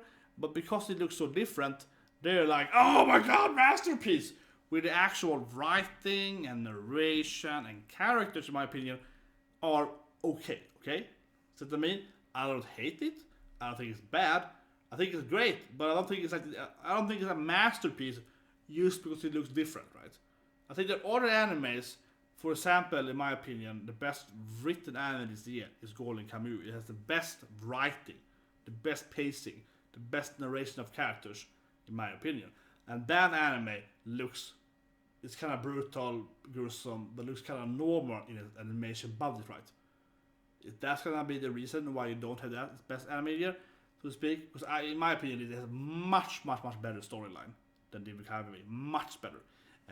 Place for the Universe, likewise, much better storytelling, much better characters, much better character development, much better in everything except maybe not having crazy graphics.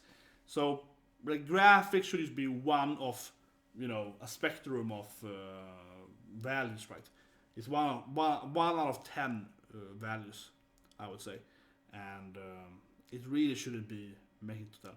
That being said, though, they seem to be obsessed with Megalobox. I'm guessing that Megalobox was like the most viewed anime in the US something. So they're like, Megalobox! So they have no guts of telling people that they're wrong. No, I'm sorry, but I mean, again, Megalobox, it's a good anime. But was it the best anime? Come on, was it better than Bunny Senpai? Was it better than Pets for the Universe? Did it better storytelling than Pets for the Universe? That is, I don't think anyone objectively is going to say that. You might say that you don't dislike drama animes. You might say you dislike animes without action and so on. And that's fine. Absolutely. I have friends that, they only watch shonen anime, right? Or similar, like shonen or like seinen fighting animes. And they hate everything else. Like they hate Eurocamp because it's like, oh, it's life. They hate it. But they're not saying that their anime is the only anime that is like best. You say more like it's like the genre, yeah. So I mean, it's a difference in this, I feel. They're not saying that they're not watching it because they dislike it. Instead, they generally don't like the kind of content, right? It's a big difference, and I feel it's kind of good. It's kind of the reverse of that. They're like, oh, see how many watch this anime. It has to be the best anime. It's like, really?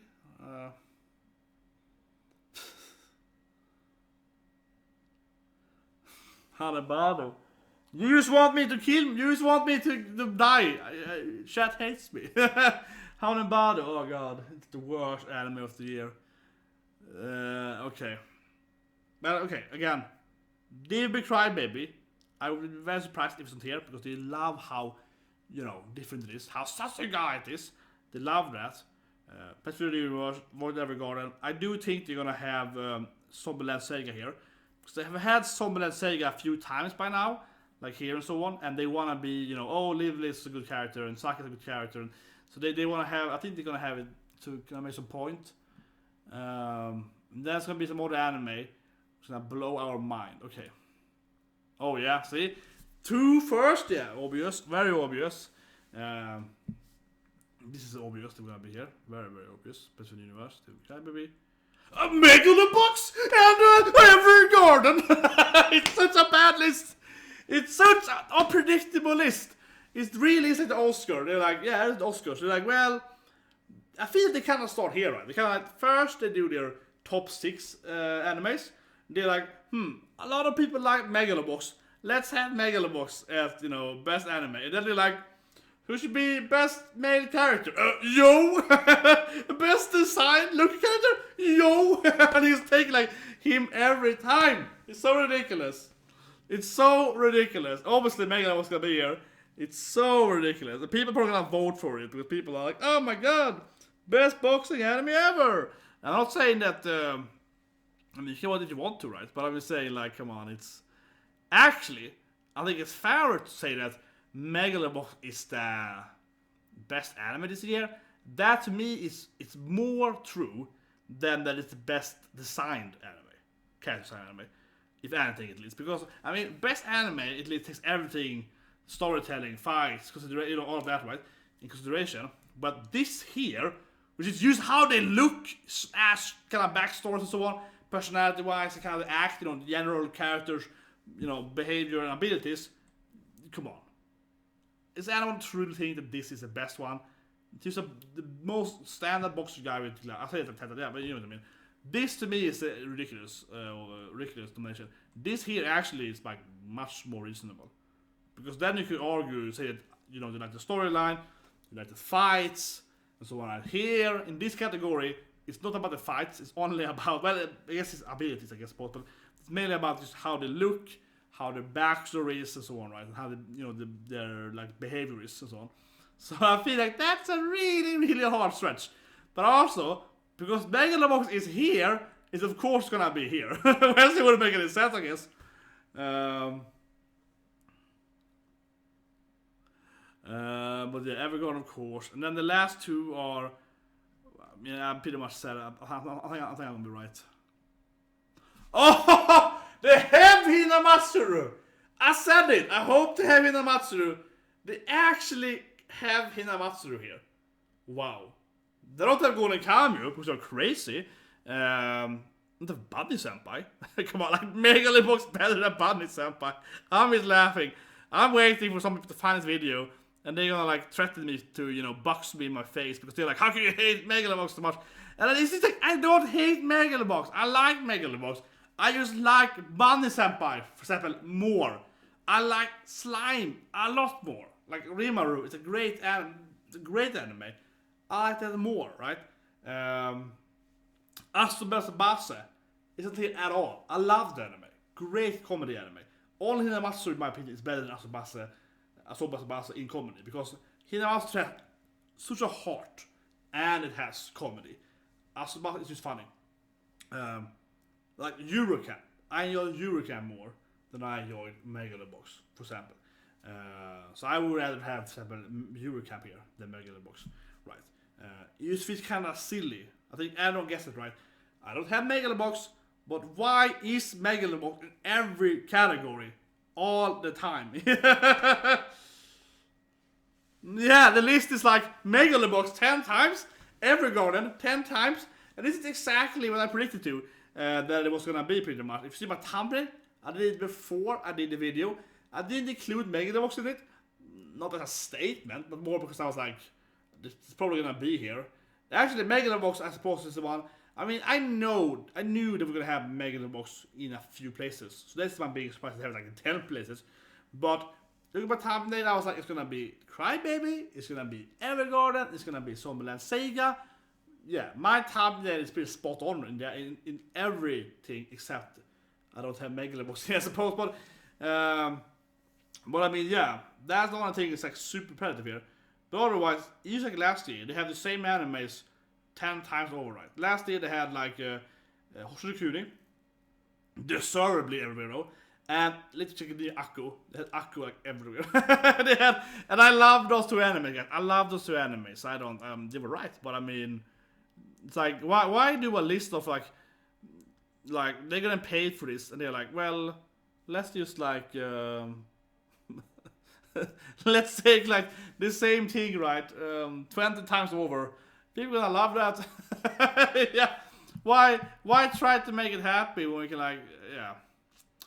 That being said though, Place for the Universe is like still popular anime. Obviously it's gonna be in the list. I have it on my tab too, so right, yeah, that was obviously gonna be in the list. I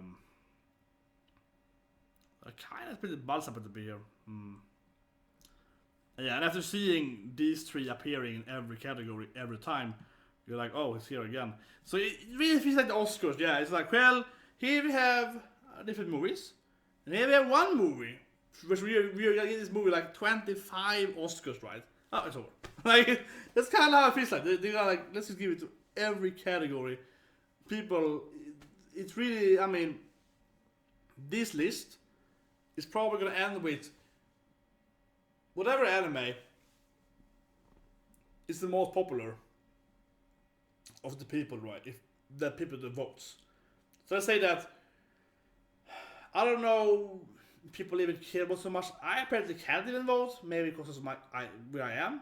So each time I try to log in, they just throw me out. Maybe I have to be in the US. I don't know. Weird.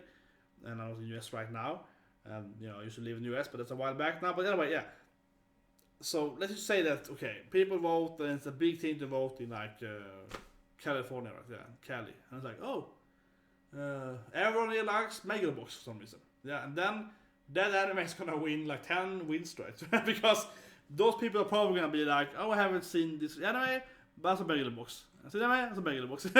So it's the same anime appears so often. They're probably gonna win in every category if it's like the most one of them, yeah. It's the opening one is obviously okay. So I already wind up there for like 30 minutes, but if you just quickly up here, let's say okay, this is a very long video now, very long live stream here. But let's use my I'll say the worst offenders. How can I get? I see Yumiko, and I was like, it's so sad. Why is Yumiko there? Okay, so worst offenders. Let's say this, I want to say the best and the worst one quickly. Okay, worst. Yumiko was released 2 years ago. You fools! It is not an 18 anime. It was released in the summer of 17. It's not even like in the end of 17. It's in the middle of 17. Or like begin. Ridiculous. Ridiculous stupid. Not here. Worst offender. And it's the first thing on the list too. The first thing on the list, I mentioned earlier. Your first impression of this horrible list is an anime that didn't air last year. They are so bad at what they are doing. They are so unprofessional. Like I said it, because I'm sitting here just ranting, right, on a video. So it's fine.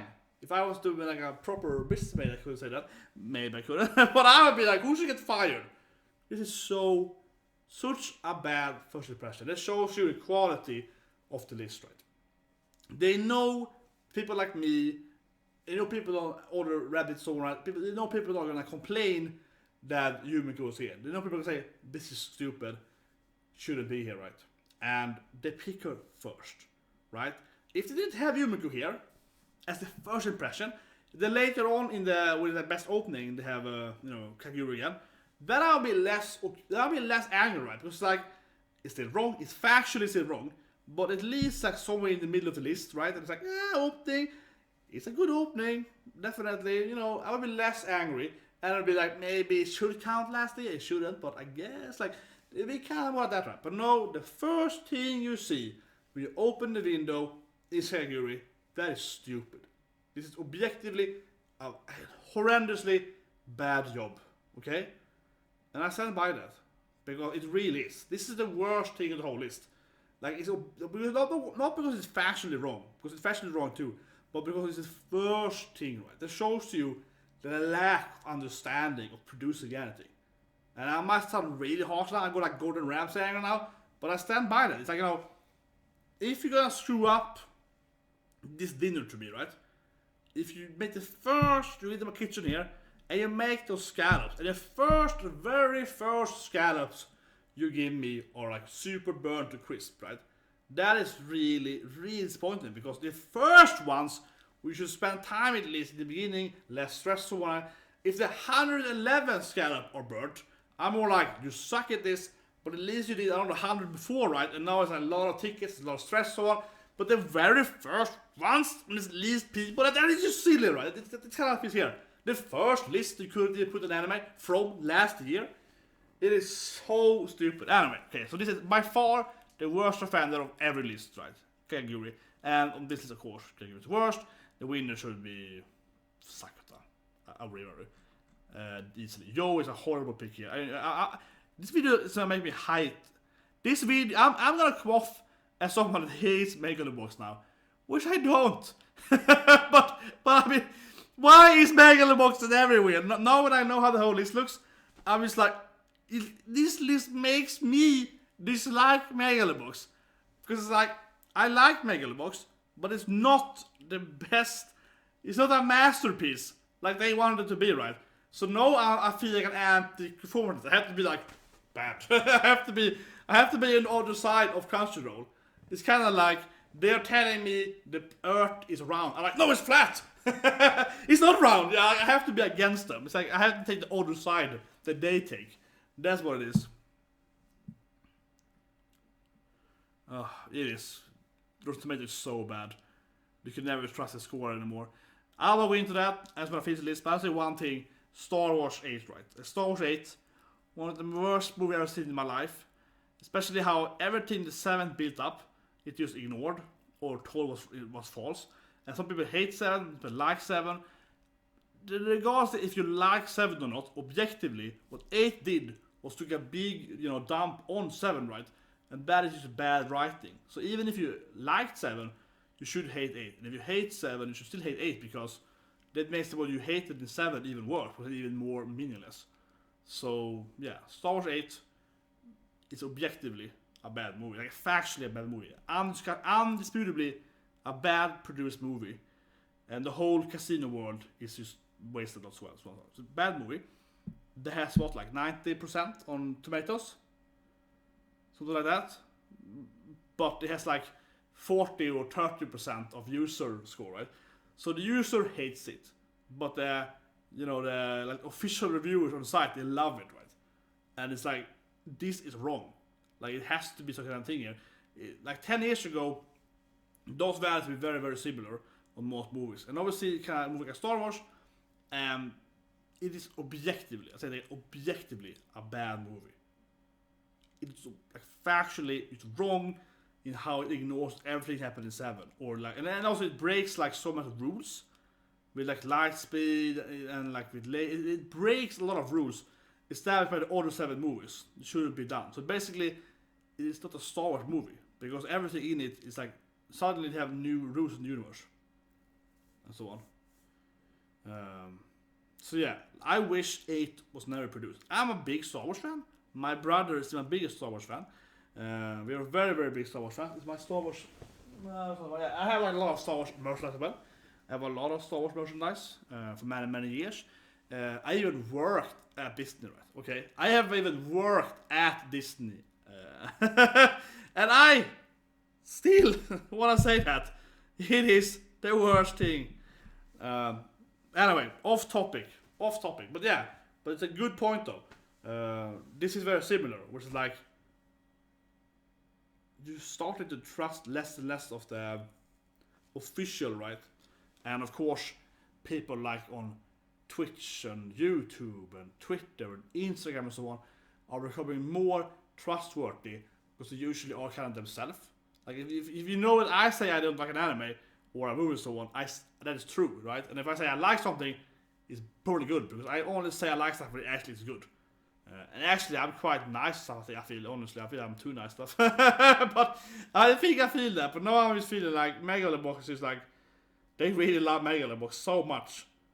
That makes me dislike it more. Yeah. Whatever. But it's a good point because Crunchyroll really managed to come up with a similar thing here. It's like I really just like this anime. I was indifferent to Agretsuko before, but now I kind of like, man, this has to be a bad anime because they really shoehorn it every time. Right? They're like, this is a good anime. I'm like, no, it's not. I was like, yeah, it might be, but now I feel like every time I see it, because like 10 times here, right, I hate it more and more. Right? It feels like very, very forced, right? Anyway. Kaguri, obviously the worst pick ever, and obviously a very, very bad, professionally very bad to do as the first pick. Have a questionable thing on the list, so that's very, very well, very, very unprofessional. I would say objectively bad mistake. I would pick one of these things. I think this, I don't give that at all. Probably I would say Ryu. Actually, Yuri. Yuri was a horror. Yeah. Man, I'm coming off some hating Megalobox right now. But with that ending in episode 2 of Megalobox, I really liked Yuri, and then it ruined Yo's dream in episode 10 or so. Yo had a dream, and Yuri went against the dream, and it really diminished what Yo had done in the anime. So Yuri actually is I think Yuri is a bad antagonist. He did a lot of weird. That was a horrible situation I feel. Some people say, oh, they love it, but actually, Yo's dream is to beat him when he's in his full form. And Yuri goes back into himself, becomes weaker than his previous mech form. And then Yo fights him, Yuri was like 10 out of 10 power, right? He gets mech suit, it's like 20 out of 10. And then to fight Yo, he goes from 20 out of 10 to like 5 out of 10 to remove it. So he's way weaker than Yuri when he fights Yo, or something like that. Something like that.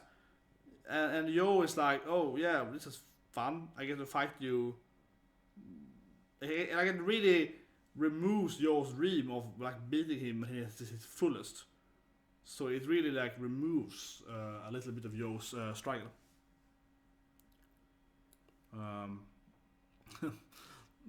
I argue that Moga is the protagonist. I'll stand by that.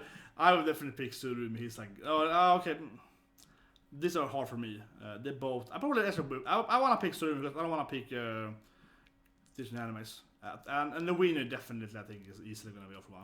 Is that Megalobox is absurdly liked by people and they just watch everything Megalobox, but otherwise offer one is probably easily. Best boy, Sakata for me easily. Horrible pick. Both of them are equally bad, I think. Maybe this one is worse because I'm starting to hate the anime because it's everywhere. Sakata, I think. Again, either Yo wins everything, right? Otherwise, it's probably like Sakata should win, I would say, by far, but Yo is everywhere. So it feels like they're tricking you towards Yo, yeah. So Deco, he won last year, he might win again. Okay, best girl. This is the only list they have that is reasonable. Everything else is crap. This only is good, and Answer should win this if I have to pick her then. But I wouldn't have her as the best girl. I think that Mai is gonna win. I don't think enough people saw this anime to begin with. Maybe Hinata, it's a very popular Pacific Universe. Probably a vote for her, but yeah. I say it probably has zero chance.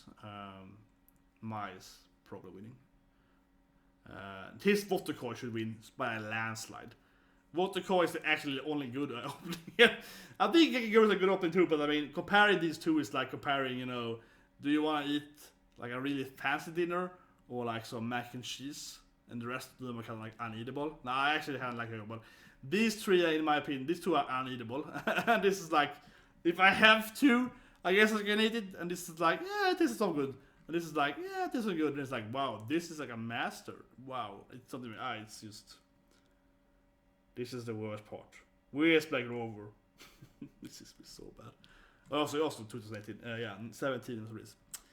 But still, though, right? This here, again, just emphasize for the last 50 times now. This is the worst part of the list, the best opening here. It's such a bad list. This is absurdly bad. Absurdly bad. Anyway, ending sequence. I think I typed it easily. I think of these 6 here, I think it's easily the best one. I won't talk about ones. This is like a really weird. I think all I feel like Akane and the zombies, the only one I would care about. Really nothing. Really nothing. This is like, I like her, as I mentioned earlier, I like her voice, but Rin is just Rin, right? Rin isn't like surviving zombies, and it's like less of a exposition of a good actor. Like the actor does her job perfectly, but the role itself doesn't lead to a spectrum. So I'm like, I'm torn about it. I think that Kotaro's gonna win though. Yeah, zombies! He's gonna win. He's gonna win. I think he's gonna win. Hopefully this is everything. I hope this is win here. I mean, the director for the Japan is amazing. So I hope this guy's great. I never heard it. I hope he wins. Yeah, that's true. I gotta sneak in 02 here somewhere. Like they have to have 02 somewhere in the list. It's just a silly thing. They know that people wanna vote for 02. They know that 02 is like the most thought about female character last year. But obviously, they're like, darling in the front. It's a little not too, you know. Yeah, so they're like, let's remove that from the list. And they're like, there she is. Voice. Like, they have to put her somewhere. Such a silly thing. Anyway, best director. This, in my opinion, and really I'm hesitating, is the worst part of Megalobox. The direction. It's many stand shots. The last episode was disappointing. And the build up of viewers season 1 was badly done. So the direction is the worst part of the anime. Like by far the worst. You could even say, even if Megalobox was the best anime last year, if it was a 10 out of 10 anime, I would still say that the direction, in my opinion, is the worst part of it. That's the worst part of it. The music is great. The fights are, some fights are better, some are really good, and so on. But the direction is the weakest part of it. And the only reason it's here is because they have it everywhere. That's why it feels so, you know, so fake, right? Because it feels like they have zero understanding of what we're talking about. Because they have it used everywhere. They want to have the anime as best of the year? Fine. But it's not, again, it's not the same thing as best character design. Where it also is, even though Yo looks like a normal boxer guy, the most basic boxer ever. Best direction is, I think easily is for the universe. Yeah, easily. Best animation is either Evergarden. It's not the Sasuga feat here on Monster. It's absolutely not Megalobox. Why is it even here? Many fights are like still shots, like boxing shots that look great. Don't get me wrong, they look great, but they're not comparable to Evergarden. Like not even close. And then this thing is actually probably I'll vote for because how the body language is such well done. Even though into you, it actually is my favorite. Actually, just to compare My Academia to me, sure, I don't want to vote for a continuation anime, but My Academia has amazing battle, amazing, well choreographed, extremely cool effective battles. Megalobox has not even close to that. It's ridiculous to compare these two animes. Like this is 10 times better. This is part So like I really hate Megalobox. I know, but I mean, it's their fault. They decided to have it in every category, and I would put it like the ending. I think it's great. It's probably my second favorite. I probably would have it as best boy for Yo. I think that is a reasonable decision. That's pretty good. Like this thing here, this is actually kind of worth the winner. It could win if this of these things here. The opening, that I am confused about. Why is it Megalobox here? Like Megalobox is everywhere. But not the opening. Where the opening actually is really, really good. And animation is good, song is good, fits the Yo Lone Wolf thing. The opening is one of the best opening last year. And that they have omitted. But they have him at everywhere else. It's such a weird thing. They have no idea what they're doing. If they're gonna have Megalobox at like 10 out of 50 categories, have it in the opening. The best boy. I mean, I could see him, I mean, at Avo Sakata, but this I would be like, yeah, okay, I kinda like Yo. I just wanna say it right, because I feel like I come off with some enormous hate now with Megalobox, where it's more like I like it, but I'm just so tired of them putting it everywhere, except where it makes sense. Like, up there it makes sense, there is not. That is like here and here and here, which is like, no, just no. Like, it's, have you seen the Borderlands anime? Amazing. Have you seen the graphic of the flowers in every garden? Amazing. Have you seen the fights here? Really amazing. Or fight-wise. Have you seen fights here? They're good. But they're not this level of fights. If you're talking purely animation, not storytelling, not, you know, motivations of characters, purely animation-wise, this is clearly the best fight scene last year. Clearly. With everything exploding and the wind push. That all my battle with the pushes of one. Absurdly best. Absurdly best. Best film. I haven't actually seen this movie yet, but I love everything it's done so far. Especially, of course, Wolf and cool. Beast and the Boys. Man, that's such a movie. I actually heard this movie is worse than its previous ones. I don't know.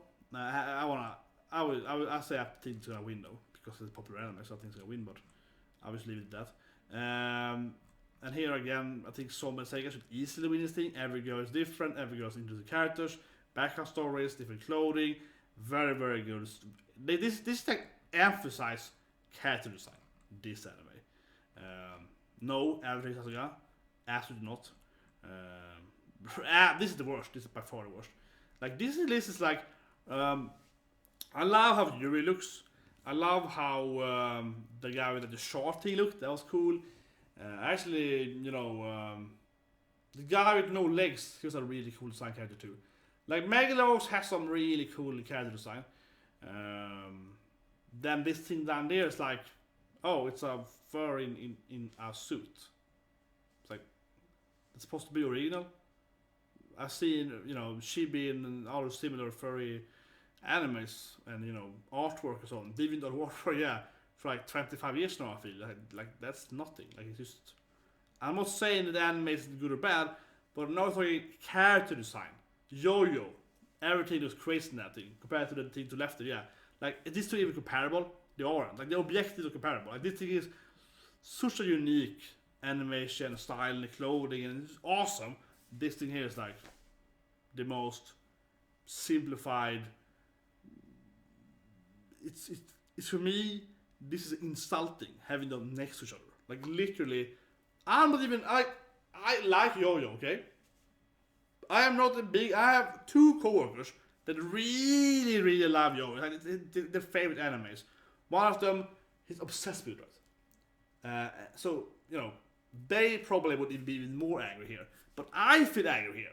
And I am like, I'm like a casual Yo-Yo fan, right? And I hate this thing. Like, to me, this insults me. Because this is so, like, we're talking just character design now, okay? Just that, not storyline and so on. Just the design of characters, the motivation, kind of how they look, how they move and so on. Like, this character really move. It's just, are you joking with me? And this should win though. Easily. But come on, like, it's joking with me. I hate this list. Anime of the year. Hinamatsu probably. Nah, I was kidding. This is number one for me, yeah. because my favorite isn't Hero, Golden Kamuy. But yeah, this is my number 1. This is my number 2 in my list. This is my number 3. So this is my number 6. Right now, 8. 8. But yeah, Evergarden. I've talked about that in another video for a while. Evergarden for me is like, I love episode 7 and 10. They're the 2 best episodes almost last year. But episode 4 and 5 and so on, 4, 5, 6 are failures, right? Obviously, and so on. So I feel like that's why I'm a little against of the year for Evergarden, because I rewatched the whole anime during my top 10 video last week, and I was like, but it's like a lot of like the quality per episode is very uneven. That's my problem with Evergarden. Yeah, and I have the sponsor categories. This is by far. They actually have Black Clover though. It's good. Yeah, I like how the sponsor guy, Capcom, they're like, yeah, let's take in Black Clover. They actually care about animes. But yeah, it's like,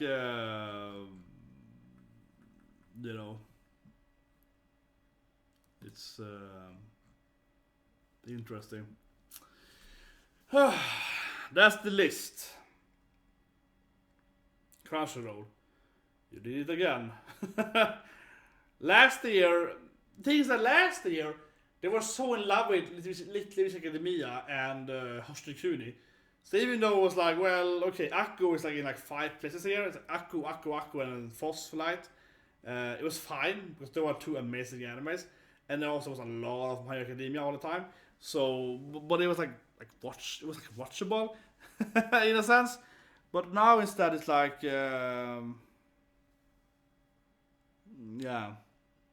this obsession with Megalobox, like I mentioned earlier, it makes me dislike the anime because it's like there's something wrong with the anime. If they keep telling me it's good, when I've seen the anime and I know it's not true, like it's not that good. It's good, but it's not winning shouldn't be in every category good. Like that is weird. And the same similar wise, but I know that before I even started the video, I was like, I'm doing my thumbnail now. I was like, let's put Devilman Crybaby as a big part of the thumbnail. Because I am 100% sure it's going to be a lot of Devilman Crybaby. Because it's so unique, right? Similar way in there. They're like, we have to put it in here. Similarly, they're like, best girl, Lily, because of reasons, right? And similar wise, Sombra and Seiga. I love Sombra and Seiga, but I feel that because of Lily, mainly, they feel forced to have it everywhere as they can. Like here, we're actually it's close to where I put it myself though, so I'm not saying they're wrong, but they come from the wrong reasons, right? They're coming from some kind of like, just like, let's put a number in the silly reason. They're not coming from a love for the anime. See what I mean? It's kind of like a fakers, where you love something really much, like I really love Sombra and Seiga.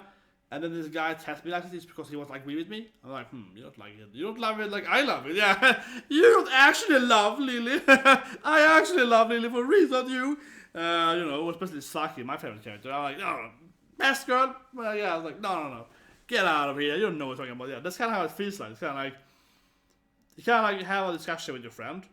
They say school, right? They call it something like high school, and you're both into Sombra Seiga. And you arguing like, yeah, who's best girl? Is it Saki or is it Tei? Then this other guy arrives. He's like, what I like? I kind of like the blue-haired one. You're like, get out of here. Get out of here. You don't actually like this anime. There's a blue-hair. Yeah, it's like, what are we talking about? Lily's Tei. Yeah. It's kind of that, right? You have discussion. You're this fast. And the next guy's like, oh, yeah, I also like that anime with like, yes, good stuff. Good anime with like, progressive values, kind of like that. It's forcing themselves in there, right? But yeah, it's weird. It's really weird.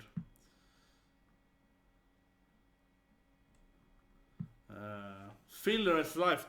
No. Filler as in filler. Like Evergarden has half the episodes are not based on the source material, and then she has like different. Every episode in Evergarden is a standalone episode until the last episode 10. Before that, they are standalone, and the stories with people she meets, yes, the 4, 5, and so on, are very, very, in my opinion at least, very mediocre compared to episode 7, which means the writer, which is a much better episode.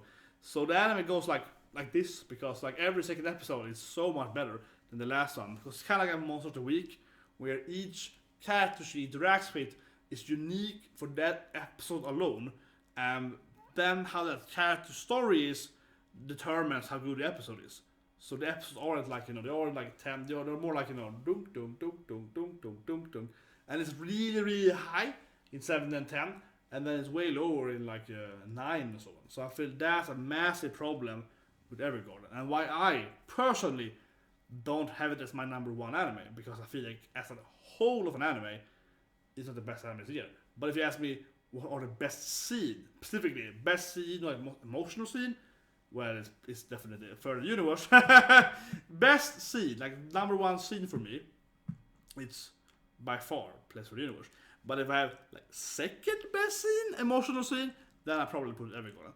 But I wouldn't pick Evergarden as my second most enjoyed anime, because I truly don't think that it has the same level of quality, consistency. It's just so much down and up there. Yeah, it's just weird in a sense. Anyway, yeah, I ranted long enough now. Press the like button, right, subscribe button, share this video. I'll probably get so much. Maybe don't share the video, because I'll probably get so much hate for my Megalobox. But it's their fault. They keep having Megalobox everywhere. They keep having Megalobox. Like almost every nominee is like Megalobox, yo, the music of Megalobox, rest of the Megalobox, and it's like, yeah, we get it. It was a good anime. But was it the best anime last year? Like, come on. I have seen several top 10 lists. So I made my own, and so on, a compared list, because I want a best list. And genuinely, honestly speaking, not saying this to make a point here, but let me make a point, but genuinely speaking, not lying here, not a single of those 10 lists I've seen, and I watched big ones like Watch Mojo, and so on. And I'm pretty sure, honestly, that I never saw anyone ever mention Megalobox in the top 10. I've seen several Japanese lists, right? I watched a Japanese YouTubers one. They used to be Japanese, right, as well. And none of them has Megalobox. I know it was very, very well received in the US, I guess. Like high numbers of viewers in Crunchyroll. And I think that is my honest opinion, that they're going on that. They're like, wow, popular, let's just have it here, right? And it feels weird. It genuinely feels really, really weird, because I have no recollection of seeing this anime on anyone's top 10. Especially not Japanese. Especially not on Japanese YouTubers so on. Like, but do use Japanese YouTubers. They don't do English, they don't do like subtitles. They used to, for Japanese audience pretty much. They don't care about anime at all, basically. It's like only popular in, well, I know at least. No, I mean, I honestly can't remember seeing it in anyone's highest ranked list here. I think they are, and it feels like they're going purely from, because I know that Megalobox was quite watched, quite like high number of views of certain states in the US during the months there. And but I never saw anyone like talking about it on Reddit, so on. Like never. I mean, like after it ended, like well, sure, but after like last month, that everyone's doing their, oh, what was your favorite opening? What's your favorite fight scene and so on? No one ever mentioned it. And I'm not saying that to be like, yeah, it's a bad anime. I'll say again, right, that from my data that I have, it's objectively not, like it's essentially objectively not the best anime last year. A good anime, but not the best one. And that's why the list feels so fishy, because like, why do they have Megalobox 10 times? Right? It's like 80% Megalobox? It's like, what? Of course the list has like Kakaguri, so why should you trust the list? The list is, I should do the video for 1 minute. Kakaguri, horrible anime. No, I should don't review that, yeah. Open the video, it's like, Kakaguri? Is this the wrong year? And then like, end. That could also have been That could have been also the video. It's like, Kakaguri, that's just the wrong year. Okay, whatever, I don't know video. That also could have been my reaction to the video, I feel, in a way. That, it's like an expression that we have in my home country at least, is the wet blanket one. And we just, the idiom where it just feels weird, right? From the beginning. Because it feels like the first thing I saw really made me question your judgment of both quality and general consistency and so on, right? And I think that, honestly, still though, is the worst thing. And I said again, but yeah, the Kakaguri, first thing you see is Yumiko, and you know that's the wrong year, and you're like, okay, you guys have no idea what you're doing, and that just puts you like a negative spin. Honestly, that I don't get why they do that. I just don't get it, because it's just like, obviously I know they're gonna like screw over, for example, Black Rover, the weirdest. The whole thing is so by far the worst in me, and many animes completely ignored, especially non-Crunchyroll animes like High School Girl and so on. Doesn't go on Crunchyroll, but it's like, why put her there, right? Because that gives you immediately, it gives you as the viewer a feel that, oh, they have zero clue what they're doing, or even if they're right that it's the best anime that they had 2 years ago, why would you put it here when you know people are gonna be, right? So they done something that the activist should know is bad, right? They did it anyway. And they're not even explaining here why they're doing it. This on this list here. There's no text here explaining why they did this thing. So that puts a wet blanket, in my opinion, over the whole list, right? It's like, the first thing you showed me is that you don't know what you were doing, right? In more than one aspect. So right away you're like, well, this means that the whole list is wrong now. And it's sad too, because we get like the best girl, and everything actually is correct there, arguably. I think that was the best girl list they could do, except of course 02. But like pretty much the best list except her. And it's like, this is a really good quality list. But then you know this wet blanket for the first thing you saw kinda molds everything. So you're kinda like, well, but at the same time though, they had no idea what they're doing the first second, so see what I mean? It kinda makes you feel like everything they are saying is wrong. So you're questioning everything. So in a way, obviously Megan the Box is like absurdly overrated by them. He's constantly everywhere. Crybaby is equal, I guess. Actually, he's not best boy at least. But in the same thing, right? But because you have that, like also the Yumiko thing from the beginning, you're very skeptical when they are telling stuff, right? And then you see something like plays for like, this is actually the best anime this year, pretty much, and you're like, it's also in a lot of places. Is this wrong then? Am I wrong in my opinion about Furry of Sora Yora because it's so popular, even by Crunchyroll? Oh, it's a weird feel to it. Anyway, hope you liked the video, guys. Again, press subscribe button, press like button, and so on. Share this video, get me that Megalobox hate. Share it to all your Megalobox friends. I'm gonna go some Megalobox forum and be like, you know what I told you about Megalobox? This is what I feel about Megalobox. But yeah, the opening part, that hurt. That hurt so much. They're so bad doing this. They're so bad at it. And I mean, what?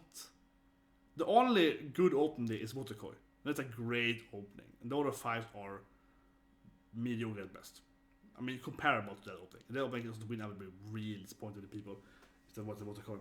Anyway, have a good day, guys, and I'll see you tomorrow with Kaguya-sama. Yes, new opening tomorrow. Yeah, exactly. Yeah, yeah. Exactly, Patrick. Yeah, exactly. It's like, I like Megan. That's a great way to say it. And I said it for like an hour now in a weird way, but that's a great point to say it. I like Mega the Box, but not as much as the list put it on, right? It's like, it's a good anime, but why is it in every category? It's not a masterpiece. They make it feel like it's a masterpiece. Yeah, that's a great way to say it, actually. I like it, but it's not the greatest thing ever. And that makes you skeptical. Because, what? Anyway, have a good day. See you. And, yeah, Kaguya-sama in, what, 18 hours, something like that? new romance anime, it's gonna be great. And the new Airplane anime on Sunday, and also of course like Fairy Tail, One Piece, and all good stuff.